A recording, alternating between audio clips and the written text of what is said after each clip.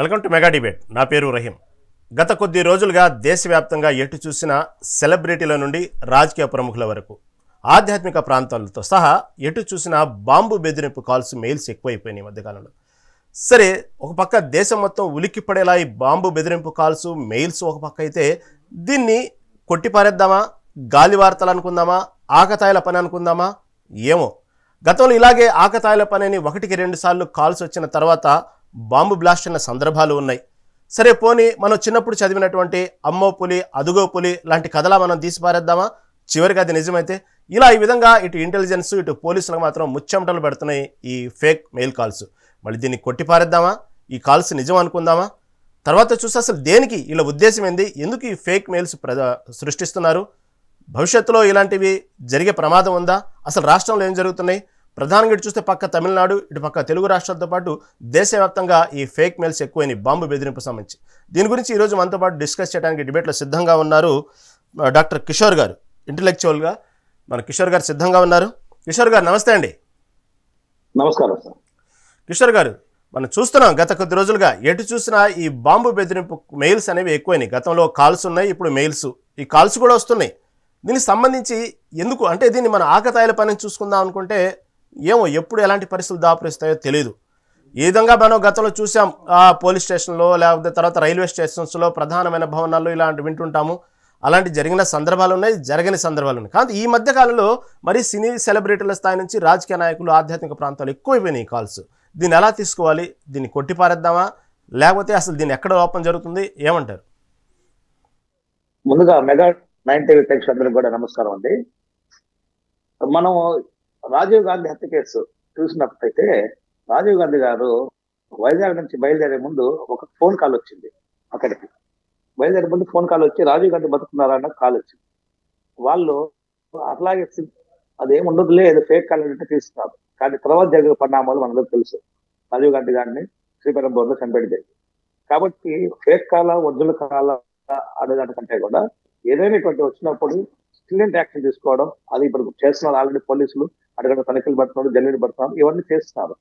కానీ ఎందుకు ఇవన్నీ జరుగుతున్నాయి అంటే, తిరుపతి లాంటి ప్రశాంత వాతావరణం ఉన్నటువంటి ఆధ్యాత్మిక కేంద్రం అయినటువంటి తిరుపతి మీద ఈ మధ్య కాలంలో ఎప్పుడు లేనంత ఎక్కువగా ఇటువంటి ప్రచారం, ఇటువంటి భయాందోళనకి భక్తులను కానీ ప్రజలను కానీ కలిగించి, దాని నుంచి కొంతమంది ఏదో లాభం పొందాలనుకునే ప్రయత్నంలో భాగంగా ఉన్నట్టు అనిపిస్తా ఉన్నాయి ఈ మధ్య. ఇవన్నీ కూడా చూస్తున్నట్టయితే, గతంలో కూడా నవంబర్లో కూడా ఒకసారి, అక్టోబర్ నవంబర్లో లాస్ట్ ఇయర్ ఇలాగే కాల్ చేశారు. పోలీసులు నిఘా విభాగాలంతా కూడా అప్రమత్తయ్యి అన్ని చూస్తే అది ఫేక్ కాల్ అని తెలిసింది. కానీ అసలు నేను చెప్పేది ఏంటంటే, అసలు ఫేక్ కాల్ ఎక్కడి నుంచి వస్తున్నాయి, ఎవరు చేస్తున్నారు, వాళ్ళ మీద సైబర్ ఏదైతే సైబర్ క్రైమ్ అయితే ఉందో, బ్రాంచ్ ఏదైతే ఉందో, వీళ్ళు ఇంకా స్ట్రిక్ట్ గా ఉండాలేమో అని అనిపిస్తుంది. ప్రతిరోజు ఏదో ఒకటి తిరుమల మీద ఏదో చర్చ రావడమో, లేదంటే తిరుమలని అప్రచుర పాలు చేయాలని ఒక ప్రయత్నంలో భాగంగా చూడాలి తప్ప, ఇదేదో ఐసోలేటెడ్ గా ఎవరు ఆగతాయాలు చేస్తున్నట్టుగా మనము లైట్ గా తీసుకోవడానికి లేదు. ఎందుకంటే ప్రతిరోజు ఏదో ఒకటి తిరుమల ఆధ్యాత్మిక కేంద్రంగా ఉండి, ఈ రోజు సంవత్సరానికి భక్తులు పెరుగుతున్నారు, అట్లాగే ప్రతిష్ట కూడా పెరుగుతా ఉంది, అట్లాగే తిరుపతి వాసులు కూడా పెరుగుతున్నారు. తిరుపతి వాసులకు కూడా ఈరోజు రక్షణ మెయిన్ గా, ఇంతకుముందు ఎప్పుడు శాంతియుతంగా ఉండేది, ఎప్పుడు కూడా తిరుపతిలో ఉన్న ప్రజలు చాలా శాంతంగా ఉండేవాళ్ళు, పెద్ద ఇబ్బంది ఉండేవి కాదు. కానీ ఇటువంటి చర్యల వల్ల ఏమవుతుందంటే, ఈ ప్రజలు కూడా తిరుమల ఉండే ప్రజలు కూడా అబద్ధ భావానికి లోనయ్యే అవకాశం ఉంటుంది. కాబట్టి ఇటువంటి ఏమైనా వచ్చినప్పుడు దాని మీద స్ట్రిక్ట్ గా ఉండాలి. అసలు ఎవరు చేస్తున్నారు, ఎందుకు చేస్తున్నారు అని చెప్పి లోతైన అధ్యయనం చేయడం, వాళ్ళని కఠినంగా శిక్షించాలి, అట్లాగే అణచివేసేయాలి. కిషోర్ గారు, ఒక చిన్న అనుమానం కూడా వస్తుంది. మీరు చెప్పినట్టుగానే ఇక్కడ ఏదైనా రాజకీయ కోణంలో కూడా ఆలోచించాల్సిన పరిస్థితి వస్తుంది. ఎందుకంటే ఈ ప్రభుత్వాలు ఉన్న హయాంలో తిరుపతి ఈ విధంగా ఉంది అని గతంలో కొన్ని మనం విన్నాం. కొన్ని ప్రసాదాలకు సంబంధించి కానివ్వండి, కొన్ని తీసుకున్నటువంటి చర్యల వల్ల కానివ్వండి, అక్కడ జరిగినటువంటి కొన్ని తిరుపతికి సంబంధించినటువంటి టికెట్ల వెనక కొన్ని యాత్రలకు సంబంధించినటువంటి ప్రింట్లు కానివ్వండి, ఇట్లా కొన్ని విన్నాం. అంటే దాన్ని ఏదైతే ఉన్నాయో గతంలో తిరుపతి విషయంలో అపవాదులు మూటగట్టుకొని ఆ రాజకీయ పార్టీ ఓడిపోవటానికి కారణం కూడా అయింది. అలాగే ఇప్పుడున్నటువంటి ప్రభుత్వాల విషయంలో కూడా ఇదే విధంగా తిరుపతిలో ఒక అభద్రతా భావాన్ని గురి చేస్తూ రోజుకొక వార్త మీరు చెప్పినట్టుగానే తిరుపతిలో రోజుకొక వార్త, ఇటు పక్క దీనికి సంబంధించినటువంటి ఆవులు చనిపోయిన ఒక సందర్భం కానివ్వండి, ఇలాగ కొంత విగ్రహాలు రోడ్డు మీద పడేసరిన సందర్భాలు కానివ్వండి, ఏదో ఒక విధంగా ప్రభుత్వం మీద తిరుపతి విషయంలో అపవిత్రం జరుగుతుంది, తిరుపతి విషయంలో అవినీతి జరుగుతుంది, ఇలా ప్రతిరోజు ఒక వార్త మీరు చెప్పినట్టుగానే వింటానే ఉన్నాం. దీంట్లో భాగంగా తిరుపతిలో ఉన్నటువంటి, తిరుమలలో ఉన్నటువంటి ప్రజలు కూడా అభద్రతాభావానికి గురవ్వటానికి ఇలాంటి పరిస్థితులు ఏమైనా సృష్టిస్తున్నారా అనేటువంటి కోణంలో కూడా ఆలోచించవచ్చా? గతంలో వైసీపీ గవర్నమెంట్ వచ్చిన కొత్తల్లో కూడా ఇదే ఇటువంటి ప్రచారం జరిగింది. మత విద్వేషాలు రెచ్చగొట్టే విధంగా కొన్ని పోస్టింగ్స్ రావడం, అంటే తిరుమల మీద యేసుక్రీస్తు లాంటివి సింబల్స్ చూపించడము, లేదంటే మధ్యలో కూడా ఇట్లా యేసుక్రీస్తు సిలువలు లాంటివి పెడుతున్నారని చెప్పి ఒక ప్రచారం చేయడం, ఇవన్నీ కూడా మతాల మధ్య విద్వేషాలు రెచ్చగొట్టి కొంతమంది శక్తులు, అది పొలిటికల్ శక్తులా ఉండొచ్చు, రాజకీయ శక్తులే అయ్యకపోవచ్చు, రాజకీయ శక్తులతో పాటు మిగతా వాళ్ళు కూడా ఇటువంటి ప్రచారం చేసి మతాల మధ్య విద్వేషాలు రెచ్చగొట్టే ప్రయత్నం జరుగుతూ ఉంది. వాళ్ళ మీద కఠినమైన చర్యలు తీసుకొని వాళ్ళని కఠినంగా శిక్షించాలి. గత 5 సంవత్సరాలు ఆ ప్రభుత్వం ఆ పని చేయలేదు. ఎందుకంటే ఒక దగ్గర రథం తగ్గిపోయింది, అమ్మవారి విగ్రహాలు చోరీకి గురైనవి, అట్లాగే విజయనగరంలో ఆడ తలకాయ దేవుడి తల తీసేయడం జరిగింది. ఇట్లాంటి జరిగినప్పుడు ఇప్పటికి కూడా ఏమైందో ఎదుటికి కూడా దాని మీద యాక్షన్ లేదు, దాని వెనకాల ఎవరున్నారో తెలియదు, వాళ్ళని పట్టుకోలేదు, వాళ్ళని శిక్షించే పరిస్థితి లేదు. ఇలాగా ఈ పాలక పక్షాలు ఎవరైతే ఉన్నారో అలాగే పాలక పక్షం ప్రతిపక్షంలోకి వచ్చినప్పుడు వాళ్ళ మీద వీళ్ళు బురదల్లి చేయడం తప్ప ఇప్పటి వరకు కూడా ఈ గవర్నమెంట్ మారినాక కూడా వాటి మీద ఎవరు చేశారు, వాళ్ళ వెనకాల ఎవరున్నారు అని వాళ్ళని పట్టుకోవడంలో కానీ పట్టుకుని వాళ్ళని శిక్షించడంలో ఎప్పుడు అసలు ఎవరు చేశారో కనుక్కునే పరిస్థితి కూడా లేకుండా పోయింది. అలా చేసినప్పుడు ఎవరైతే ఈ పనులు చేస్తున్నారో వాళ్ళకి అర్థమైపోతుంది గవర్నమెంట్ ఏం చేయలేని పరిస్థితిలో ఉన్నాయి కాబట్టి వీళ్ళు ఆగరాయలుండొచ్చు. కొన్ని సందర్భాల్లో రాజకీయ పక్షాలు కూడా, నేను చెప్పేది ఏంటంటే దైవం అందరికీ సమానం, దైవం జోలికి రాజకీయంతో పని లేదు, మతం వేరు, మతంలోకి రాజకీయ జోక్యం అనవసరము. ఎప్పుడైతే టీడీ పాలక మండలిలో రాజకీయ జోక్యం పెరిగిపోయి రాజకీయ పార్టీకి సంబంధించిన సభ్యులను మాత్రమే మెంబర్లుగా అక్కడ టీడీ బోర్డు మెంబర్లకు గాను లేదంటే చైర్మన్లకు గాను పెట్టుకున్నారో ఇటువంటి సమస్య వస్తుంది. టీడీని వదిలేయండి, టీడీ ఒక ఆధ్యాత్మిక కేంద్రం, దాంట్లో ఉండాల్సింది రాజకీయ పక్షాలు కాదు. రాజకీయ పక్షాలు పెట్టడం వల్ల ఈరోజు సమస్యలు. గతంలో భూమన్ కరుణాకర్ రెడ్డి గారు ఉన్నారు, ఇప్పుడు ఇంకో పార్టీకి సంబంధించిన వాళ్ళు వచ్చారు. వీళ్ళు ఈ రాజకీయంగా టీడీని వాడుకోవడంలో టీడీ యొక్క ఆధ్యాత్మిక కేంద్రం అనేటువంటి టీడీ యొక్క విశిష్టతని, గొప్పతనాన్ని, ప్రజల మనోభావాలతో కూడా వీళ్ళు ఆడుకుంటారు సంగతి వీళ్ళు గుర్తుపెట్టుకోవాలి. గత ప్రభుత్వం చేసినా కానీ, అంతకుముందు పింక్ డైమండ్ అని ప్రచారం చేసినా కానీ, లేదంటే పింక్ డైమండ్ అని వైసీపీ ప్రచారం చేసినా కానీ, నేతిలో కావాలని కలిపి భక్తులకి ఆవు నెయ్యి కాకుండా పంది నెయ్యి కలిపి ఇచ్చారని చెప్పడంలో కానీ, ఇవన్నీ కూడా రాజకీయంగా ఉంటే మీరు మిగతా విషయాల్లో మీరు రాజకీయం చేయండి. భక్తుల మనోభావాలతోటి తిరుపతి నగరం, తిరుమల ప్రపంచ వ్యాప్తంగా ఆధ్యాత్మిక కేంద్రంగా ఉండి కొన్ని వేల కోట్ల మంది ఈరోజు వాటికన్ సిటీ తర్వాత హైయెస్ట్ అంతమంది ప్రజలు ఆ దేవుడిని నమ్మి ఎంతో ఆధ్యాత్మికంగా, లేదంటే వాళ్ళందరూ ఎంతో ఈ దేవుడి మీద నమ్మకంతో ఎక్కడెక్కడ వ్యయ ప్రసాదాలు ఉంచి ఇక్కడికి వచ్చి దేవుడిని దర్శనం చేసుకోవడం కానీ, కాబట్టి ఇవన్నీ జరుగుతున్న క్రమంలో ఇటువంటి చేయడం వల్ల ఇంతమంది వేలాది కోట్ల మంది భక్తుల యొక్క మనోభావాలు కూడా మీరు దెబ్బతీస్తున్నారు. కాబట్టి రాజకీయ జోక్యం అనేది ఎంత తక్కువ ఉంటే ఇటువంటి ఆగుతాయిలు కూడా చేసేదానికి కూడా ఉండదు. ఈ రోజు ఏమవుతుంది, ఇది ఆగుతాయిలు చేశారా, రాజకీయ నాయకులు చేశారా, ఇంకే శక్తులు చేసాయని కనుక్కోవాలంటే ఫస్ట్ రాజకీయ నాయకుల నుంచే మొదలు పెట్టాల్సిన పరిస్థితి వస్తుంది. కాబట్టి రాజకీయ నాయకులు టీడీ జోలికి రావద్దండి, టీడీ కానీ తిరుమల కానీ వెంకన్న స్వామి జోలికి రావద్దండి. వెంకన్న స్వామిగా వదిలేయండి, ప్రజల మనోభావాలు కాపాడండి. ఇది మాత్రం నేను చెప్పదలుచుకున్నాను. ముఖ్యంగా ఆంధ్రప్రదేశ్ రాష్ట్ర రాజకీయాలు మొత్తం కూడా గతంలో టీటీడీ చైర్మన్ అంటే ఒక వ్యక్తి సో అండ్ సో ఇలా అనేది ఒక పదవి ఉండేది. దానికి సంబంధించినటువంటి ఏదో వార్తల్లోనూ మనకు ఒక ఐడియా వచ్చింది. పోను టీటీడీ చైర్మన్ కాడి నుంచి అనేక పదవుల విషయంలో ఆంధ్ర రాష్ట్ర రాజకీయాలు చుట్టూ, తిరుమల చుట్టూ తిరుగుతున్నాయి ఆంధ్ర రాష్ట్ర రాజకీయాలు, లేకపోతే అమరావతి చుట్టూ తిరుగుతున్నాయి. ఈ విధంగా వాస్తవం మీరు చెప్పినట్టు ఆధ్యాత్మిక ప్రాంతాన్ని రాజకీయాలకు వాడుకోవటం ఈ మధ్యకాలంలో మరీ ఎక్కువైంది. ప్రతి విషయంలో ఆ ఆధ్యాత్మికాన్ని జోడించడం, ప్రధానంగా తిరుపతిని రాజకీయాల్లో వాడుకోవటం అనేది ఈ మధ్యన ఎక్కువైంది. ఇప్పుడు చూస్తే తిరుపతికి సంబంధించినటువంటి బాంబు ఏదైతే ఫేక్ మెయిల్ రావటం, ఇది ఫేక్ అనాలో లేకపోతే ప్రస్తుతం ఉన్న పరిణామాల్లో దాన్ని అలా హోల్డ్లో పెట్టి దానికి సంబంధించిన ఎంక్వైరీ జరుగుతూ ఉంది. చూద్దాం దాని గురించి మరింత విశ్లేషణ చేసే ముందు పృథ్వీ గారు కూడా సిద్ధంగా ఉన్నారు బీజేపీ పార్టీ నుంచి. పృథ్వీ గారు నమస్తే అండి. పృథ్వీ గారు మీట్లో ఉన్నట్టున్నారు. నమస్తే అన్న. నమస్తే పృథ్వీ గారు, వింటున్నారు కదా, గత కొద్ది రోజులుగా ఈ ఫేక్ మెయిల్స్ వస్తూ ఉన్నాయి, బాంబు బెదిరింపు కాల్స్. దీన్ని ఫేక్ మెయిల్స్ అనాలో ఏమనాలో అర్థం కావట్లా. ఎప్పటికప్పుడు ఆ కాల్స్ రావటం, ఎక్కడికక్కడ పోలీసులు వెంటనే అలర్ట్ అవ్వటం, మొత్తం వెతకడం, చూడటం, దాని గురించి మొత్తం పరీక్ష చేయటం, చివరికి లేదు ఇది ఫేక్ మెయిల్ అని తేల్చడం, ఈ విధంగా చూస్తాను. సరే, ఇవన్నీ ఒక ఎత్తైతే దీన్ని ప్రధానంగా ఎక్కువగా బీజేపీ కార్యాలయాలు దేశవ్యాప్తంగా బీజేపీ నాయకుల మీద టార్గెట్గా నడుస్తూ ఉన్నాయి కొన్ని బాంబు బెదిరింపు కాల్స్. మళ్ళీ దీన్ని కేంద్ర దర్యాప్తు సంస్థ కూడా సీరియస్గా తీసుకున్నట్లు వార్తలు వస్తూ ఉన్నాయి. మీ దాకా వచ్చింది ఆ దృష్టి, దానికి సంబంధించి ఏమంటారు మీ పార్టీ తరఫున? అవునవునన్నా, మీరు చెప్పిన విషయం వాస్తవమే. ఎందుకంటే ఈ రోజు భారతదేశం ప్రపంచ స్థాయిలో ఎలా ఎదుగుతుందనేది ప్రతి ఒక్కరు చూస్తున్నారు, ప్రతి ఒక్కరు గమనిస్తున్నారు. దాన్ని చూసి ఓర్వలేక చేసే పనులే ఈ బెదిరింపు కాల్స్ అన్ని. ఇప్పుడు నిన్న కూడా తమిళనాడులో కూడా వచ్చిందంట, తమిళనాడులో కూడా కాల్స్ వచ్చాయి నిన్న, ఈ రోజు తిరుపతికి. ఇంకా మీకు తెలిసిందే, ఆల్రెడీ మనం దాని గురించి చర్చిస్తున్నాము. ఇది ఈ రోజు జరిగేది కాదు. మన ప్రభుత్వం ఎప్పుడైతే భారతీయ జనతా పార్టీ అధికారంలోకి వచ్చి ఈ 10 సంవత్సరాలు భారతదేశాన్ని అగ్రస్థానానికి తీసుకెళ్లాలని చెప్పి ప్రయత్నం చేస్తున్నారో మన మోడీ గారు, ఆయన్ని ఢీ కొట్టడానికి వేరేది ఏది దారి లేక ఈ రోజు మీరు ఒకటి గమనించి చూడండి, సెంట్రల్ గా ఒక్క స్కామ్ అన్నా ఏదన్నా ఒక్కటన్నా ప్రూవ్ అయిందా? జనరల్ గా మీరు గమనించినట్లయితే ఇన్నేళ్ల చరిత్రలో, మన భారత చరిత్రలో ఎనీ గవర్నమెంట్ మీరు తీసుకుంటే ఎక్కడో ఒక దగ్గర మీకు దొరికేది. ఈ రోజు అపోజిషన్ కి ఏ మాత్రం ఛాన్స్ లేకుండా వాళ్ళు ఇంకా వేరేది ఏం మాట్లాడలేక ఆఖరికి ఫేక్ ఓట్స్ అని అలా మాట్లాడుకుంటూ టైం పాస్ చేస్తున్నారు తప్ప వాళ్ళకి స్ట్రాంగ్ పాయింట్ అంటూ ఒకటి లేదు మాట్లాడడానికి. ఎందుకంటే ప్రజల కోసం పనిచేస్తున్నారు.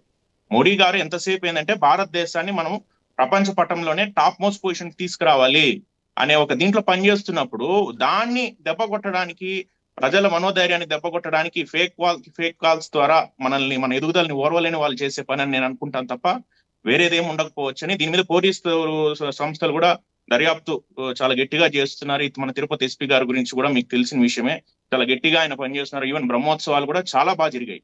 ఇవన్నీ కూడా పాయింట్స్ అవ్వచ్చు. ఇంత బాగా జరగడం వల్ల దాన్ని చూసి ఓర్వలేని వాళ్ళు వీళ్ళందరూ కూడా. అదే విధంగా మీరు గమనించినట్లయితే మన షర్మిల గారు మాట్లాడతారు, టీటీడీ టెంపుల్స్ ఎలా కడుతుంది అని అంటారు. ఆమెకి ఏం సంబంధం అండి మాట్లాడడానికి? ఒకటి ఆలోచించండి, ఆమెకి ఏం సంబంధం? టీటీడీ టెంపుల్స్ కట్టకూడదంట, సెక్యులర్ కంట్రీ అంట. అంటే చర్చిలు కట్టచ్చా? మీరు తిరుపతి నుంచి విజయవాడ, వైజాగ్ కానీ హైవే పోతే దారి పొడుక్కు ఉంటాయి మీకు చర్చిలు, కొత్త కొత్త చర్చిలు దారి పొడుక్కు. అవి అత్యధిక శాతం వచ్చింది ఎప్పుడంటే ప్రీవియస్ వైఎస్ఆర్సీపీ గవర్నమెంట్ లో వచ్చినాయి చాలా వరకు. మరి అప్పుడేం మాట్లాడలేదే? అంటే ఇది ఒక హిందువుల మనోభావాలతో, ఇందాక మన కిషోర్ గారు చెప్పినట్టు ఎంతసేపు అందరికీ హిందువులతో మనోభావాలతో ఆడుకొని రాజకీయం చేసుకోవాలనే ఉద్దేశం తప్ప వేరే పని లేకుండా అయిపోయింది. దాంట్లో భాగమే ఈ ఫేక్ కాల్స్ కూడా ఉండొచ్చని అనుకుంటున్నాం. ఉండే వాస్తవంగా మీరు చెప్పినట్టు, సరే గత ప్రభుత్వంలో చర్చిల నిర్మాణం ఎక్కువైందా లేదా అనే విషయాన్ని వాస్తవంగా కొంతవరకు దాన్ని అలా మనం సెకండరీ టాపిక్ చెప్పుకుందాం. ఇక్కడ హిందువుల మనోభావాలతో ఆడుకుంటూ అంటున్నారు, వాస్తవమే. హిందువుల మనోభావాలను ఆడుకోవటానికి, ప్రభుత్వాల మీద బురద జల్లటానికి, మా హయాంలో హిందూ ప్రభుత్వం మీద లేకపోతే హిందువుల మీద మేము తీసుకున్నంత శ్రద్ధ, లేకపోతే తిరుపతి మీద మేము తీసుకున్నంత శ్రద్ధ బాగుంది గతంలోనే, ఇప్పుడే ఈ విధంగా జరుగుతున్నాయని చెప్తూ హిందువుల మనోభావాలను తీసుకోవడానికి, రాజకీయ పార్టీ పులవటానికి, రాజకీయంగా ఇప్పుడు ఉన్నటువంటి కూటమి ప్రభుత్వం మీద మచ్చ తేవడానికి హిందువులే టార్గెట్ చేస్తున్నారండి. గమనించారో లేదు మీరు? అవునండి, అదే కదా, అదే నేను చెప్తున్నాను. ఎందుకంటే కూటమి ప్రభుత్వం వచ్చినాక అన్ని పర్ఫెక్ట్ గా జరుగుతున్నాయి, ఏదో ఒకటి మనం టార్గెట్ చేయాలి వీళ్ళ మీద అనే దానికి ఆ ఒక్క బాణాన్ని వాడుతున్నారు అంతే, వేరే ఏం లేదు. అదొక్కటి అడ్డం పెట్టుకొని రాజకీయం చేయాలి, మన రాజకీయ మనుగడ సాధించాలని చెప్పి వేరే ఏం లేదు. ఇప్పుడు మీరు వైసీపీ గమనించి చూడండి, స్టేట్ లో ఎప్పుడు చూడు టీటీడీ ఇది తప్ప వేరే ఏదైనా మాట్లాడుతున్నారు, అన్ని ఫేకే. ఇప్పుడు ఆయన భూమన్ కరుణాకర్ రెడ్డి గారు ఒకటన్నా ఆయన చెప్పేది రీతిగా ఉందా? అక్కడ శనేశ్వరుడిది ఇది విగ్రహం ఉంటే దాని వెంకటేశ్వర, అది ఎప్పటి నుంచో ఉంది. అక్కడ శిల్పులు ఎప్పటి నుంచో తయారు చేస్తున్నారు, అది ఏదైనా సరిగ్గా రాకపోతే అక్కడ పక్కన పెట్టుంటారు. దాంతో రాజకీయం ఏది దొరికితే అది రాజకీయం చేసే తప్ప వాళ్ళకి వేరే ఇదే లేకుండా అయిపోయింది. ఇలా టీటీడీని అందరూ వాడుకోవాలని చూస్తున్నారు తప్ప వేరే ఉద్దేశం లేదు వాళ్ళకి. వాస్తవంగా ఇప్పుడు చర్చిలు ఎక్కువైనంటే క్రైస్తవులు హిందువుల మనోభావాలతో ఆడుకోవట్లాడా, పార్టీ మీద బురద చల్లటానికి మేమే హిందువుల గురించి మేము పట్టించుకున్నాం, హిందువుల యొక్క అభివృద్ధి గురించి మేము పాటుపడ్డామని చెప్పడం కోసం హిందువుల మనోభావాలు దెబ్బతీసే విధంగా రాజకీయ క్రీడలు నడుస్తున్నాయండి రాష్ట్రంలో. ఓకే, దీని గురించి అలా చూసుకుంటూ పోతే ప్రధానంగా మీరు చెప్పినట్టుగానే ఇక్కడ కేంద్ర దర్యాప్తు సంస్థలు కూడా దీంట్లో ఇన్వాల్వ్ అయినాయి. ఎక్కడి నుంచి వస్తున్నాయి ఫేక్ కాల్స్? ఎందుకు ఈ విధంగా రాజకీయ నాయకులు, సినీ సెలబ్రిటీలు, ఈ విధంగా చూస్తే ఆధ్యాత్మిక ప్రాంతాలు, తిరుపతికి సంబంధించినటువంటి ఒక్కసారిగా రాగానే, ఎందుకంటే ఇవన్నీ కూడా జరిగినప్పుడు ఈ రోజుల్లో ఇంత టెక్నాలజీ ఉండి, టెక్నాలజీ ఉండి, ఇంత ఇంటెలిజెన్స్ వ్యవస్థ భారతదేశంలో చాలా స్ట్రాంగ్గా ఉన్న ఇంటెలిజెన్స్ వ్యవస్థ. ఎందుకంటే మీరు చెప్పినట్టు మోడీ గారు ప్రధాని అయిన తర్వాత ఇప్పటి వరకు చూసుకుంటే మన భారతదేశంలో ఎక్కడ కూడా ఉగ్రదాడులు జరగటం కానివ్వండి, గతంలో లాగా ఎక్కడ ఉగ్రవాదుల కార్యకలాపాలు ఎప్పటికప్పుడు పట్టుకుంటానే ఉన్నారు. ఉగ్రవాద కార్యకలాపాలు ఎక్కడ చూసినా తోక కట్ చేస్తున్నారు. కేవలం టెక్నాలజీ, మోదీ గారు తీసుకున్నటువంటి కొన్ని చర్యలు, ఇప్పుడు ఉన్నటువంటి వ్యవస్థని చాలా పటిష్టంగా మన భారతదేశంలో టెక్నాలజీ అంత గొప్పగా ఉంది. ఇలాంటి సందర్భంలో కూడా ఇలాంటి ఫేక్ కాల్స్ వచ్చినప్పుడు ఎవరు అగంతకులు కాల్ చేశారు, లేకపోతే అగంతులు ఫేక్ మెయిల్స్ పెట్టారు అని ఒక 2 రోజులు చర్చల తర్వాత 2 రోజులు మొత్తం అయిన తర్వాత దాన్ని ఇలా కొట్టిపారేస్తున్నారు. మళ్ళీ ఎందుకు పట్టుకోలేకపోతున్నారు ఇంత స్ట్రాంగ్గా ఉన్న టెక్నాలజీ ఉన్నప్పటికీ కూడా? ఏమంటారు పృథ్వీ గారు? అదే నేను కూడా పోలీస్ శాఖను రిక్వెస్ట్ చేసేది, నేను అదే రిక్వెస్ట్ చేస్తున్నాను. ఎందుకంటే ఇంత టెక్నాలజీ డెవలప్ అయినప్పుడు, ఏదేదో ఎంతెంతో వాటిని కనిపెడుతున్నప్పుడు ఇది పెద్ద విషయం కాదు.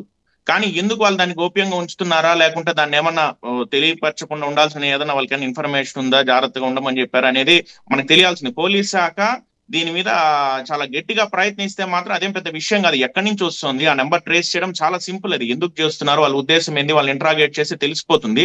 చూద్దాం, మనకి ఇప్పుడే కదా ఇది ఎక్కువైతుంది, ఇంకా రాబోయే రోజుల్లో పోలీస్ శాఖ కూడా దాని మీద మనకి స్పందన ఇస్తారని చెప్పి ఎక్స్పెక్ట్ చేస్తున్నాం మేము కూడా. ఓకే, కిషోర్ గారు రోజుకొచ్చి మీరు చెప్పినట్టుగానే తిరుపతికి వచ్చేటప్పటికి కొన్ని లక్షల మంది భక్తులు దర్శనానికి వస్తుంటారు. ముఖ్యంగా ఇప్పుడు నిన్న జరిగిన బ్రహ్మోత్సవాలు చూడండి ఎంత చక్కగా జరిగినాయి, లక్షల మంది దర్శనానికి వచ్చారు. ఇలాంటి సమయంలో ఇలాంటి ఫేక్ న్యూస్ పెట్టడం వల్ల నిజంగానే అవి అలాంటి ఫేక్ న్యూస్ అయింది కాబట్టి దేవుడి దయ వల్ల, కలియుగ దేవం ప్రత్యక్ష దేవం శ్రీ వెంకటేశ్వర స్వామి దయ వల్ల ఇలాంటి ఫేక్ కాల్స్ అయింది వల్ల అందరూ బతికి బయటకట్టారు. అలాంటి నిజమైతే అంతమంది కోట్ల మంది భక్తులు, లక్షల మంది భక్తులు పరిస్థితి ఒకసారి ఊహించుకుంటే చాలా భయంకరంగా ఉంది. కాబట్టి ఇలాంటి ఫేక్ కాల్స్ విషయంలో, ఇలాంటి ఆధ్యాత్మిక ప్రదేశాల్లో పొరపాటు జరిగితే ఏమవ్వాలి? ఎందుకు ఇంటెలిజెన్స్ వ్యవస్థ దీన్ని చాలా లైట్గా ఎందుకు తీసుకుంటుంది? ఇంటెలిజెన్స్ వ్యవస్థలో లోపమా, లేకపోతే కామన్గా ఫేక్ కాల్స్ కాబట్టి దాన్ని లైట్ తీసుకుంటున్నారా? అదే కనుక ఏదో సినిమాలో చూపించినట్టుగా మనం ఠాగూర్ సినిమాలని కొన్ని చూస్తుంటాం, ఒక పక్క ఇన్ఫర్మేషన్ ఇచ్చి ఇంకో పక్క అరెస్ట్ చేస్తూ ఉంటారు. ఆ విధంగా 1-4 సార్లు ఇలాంటి రూమర్లు చేసి విసిగి వేసారిపోయిన తర్వాత అది నిజం చేయడానికి ప్రయత్నిస్తున్నారా? మనం ఎందుకు అనుమానించకూడదు? ఏమంటారు? అంటే ముఖ్యంగా ఏంటంటే మన దగ్గర ఇప్పటికి కూడా సోషల్ మీడియా విపరీతంగా, ఈ సోషల్ మీడియా యుగంలో సోషల్ మీడియాలో విపరీత ప్రచారాలు రకరకాలుగా వస్తున్న క్రమంలో సోషల్ మీడియా యాక్ట్ ఏం లేదు మన దగ్గర. సో సెంట్రల్ గవర్నమెంట్ నుంచి రావాల్సింది సోషల్ మీడియా మీద యాక్ట్ నియంత్రణ ఉండాలి. నియంత్రణ లేకుండా ఉండడం వల్ల ఒకటి. రెండోది, ఈ రాజకీయ పార్టీలు కూడా సోషల్ మీడియాని ఫేక్ రియల్ కాకుండా ఈరోజు విపరీతం ప్రచారాలు, ఏ రాజకీయ పార్టీ అయినా సరే ఇప్పుడు పీకే లాంటి వాళ్ళని పెట్టుకునేసి, కన్సల్టెంట్ గా పెట్టుకునేసి, అది నరేంద్ర మోడీ గారు పెట్టుకున్నారు, జగన్మోహన్ రెడ్డి గారు పెట్టుకున్నారు, చంద్రబాబు నాయుడు పెట్టుకున్నారు, ఈ రోజు విజయ్ పెట్టుకుంటున్నాడు. మొన్న ఏం జరిగిందో చూసాం మనం తమిళనాడులో. కాబట్టి వీళ్ళందరూ కూడా అటువంటి వాళ్ళు పెట్టుకొని ఫేక్ ప్రచారాలు చేపిస్తూ సోషల్ మీడియాలో దాన్ని వాడుకుంటూ వీళ్ళు దాని మీద చట్టం తీసుకొని రాకుండా ఉంటే ఫేక్ ప్రచారాలు జరుగుతూ ఉంటాయి. ఫేక్ ప్రచారాల మీద అడ్డుకట్టడానికి ఈ రాజకీయ పార్టీలు చేస్తుంటే, ఈ రాజకీయ పార్టీలు వాటి మీద ఫేక్ ప్రచారాలు జరగనీయకుండా, సోషల్ మీడియాలో ఎటువంటి రానియకుండా చట్టం తీసుకొచ్చి ఆపుతారనే ఆలోచన రావాల్సింది. ఈ ప్రభుత్వాలు ఆ విధంగా ఆలోచించట్లేదు. ఎందుకంటే వీళ్ళకి అదే కావాలి. ఇప్పుడు ఏ రాజకీయ పార్టీ బురదల్లుకోవడంలో వీళ్ళని బురదల్లే క్రమంలో ఏదైనా నిజంగా ఉండే ఏదైనా తీసుకొచ్చి ప్రజల్లో తీసుకొచ్చి ప్రజల్ని అప్రమత్తం చేయడమో, ప్రజల్ని మేల్కొల్పడమో, ప్రజల నుంచి వ్యతిరేకత తీసుకురావడమో ఇది చేయకుండా ఫేక్ ప్రచారాలు చేస్తా ఉన్న ఈ రాజకీయ పార్టీలు ముఖ్యంగా.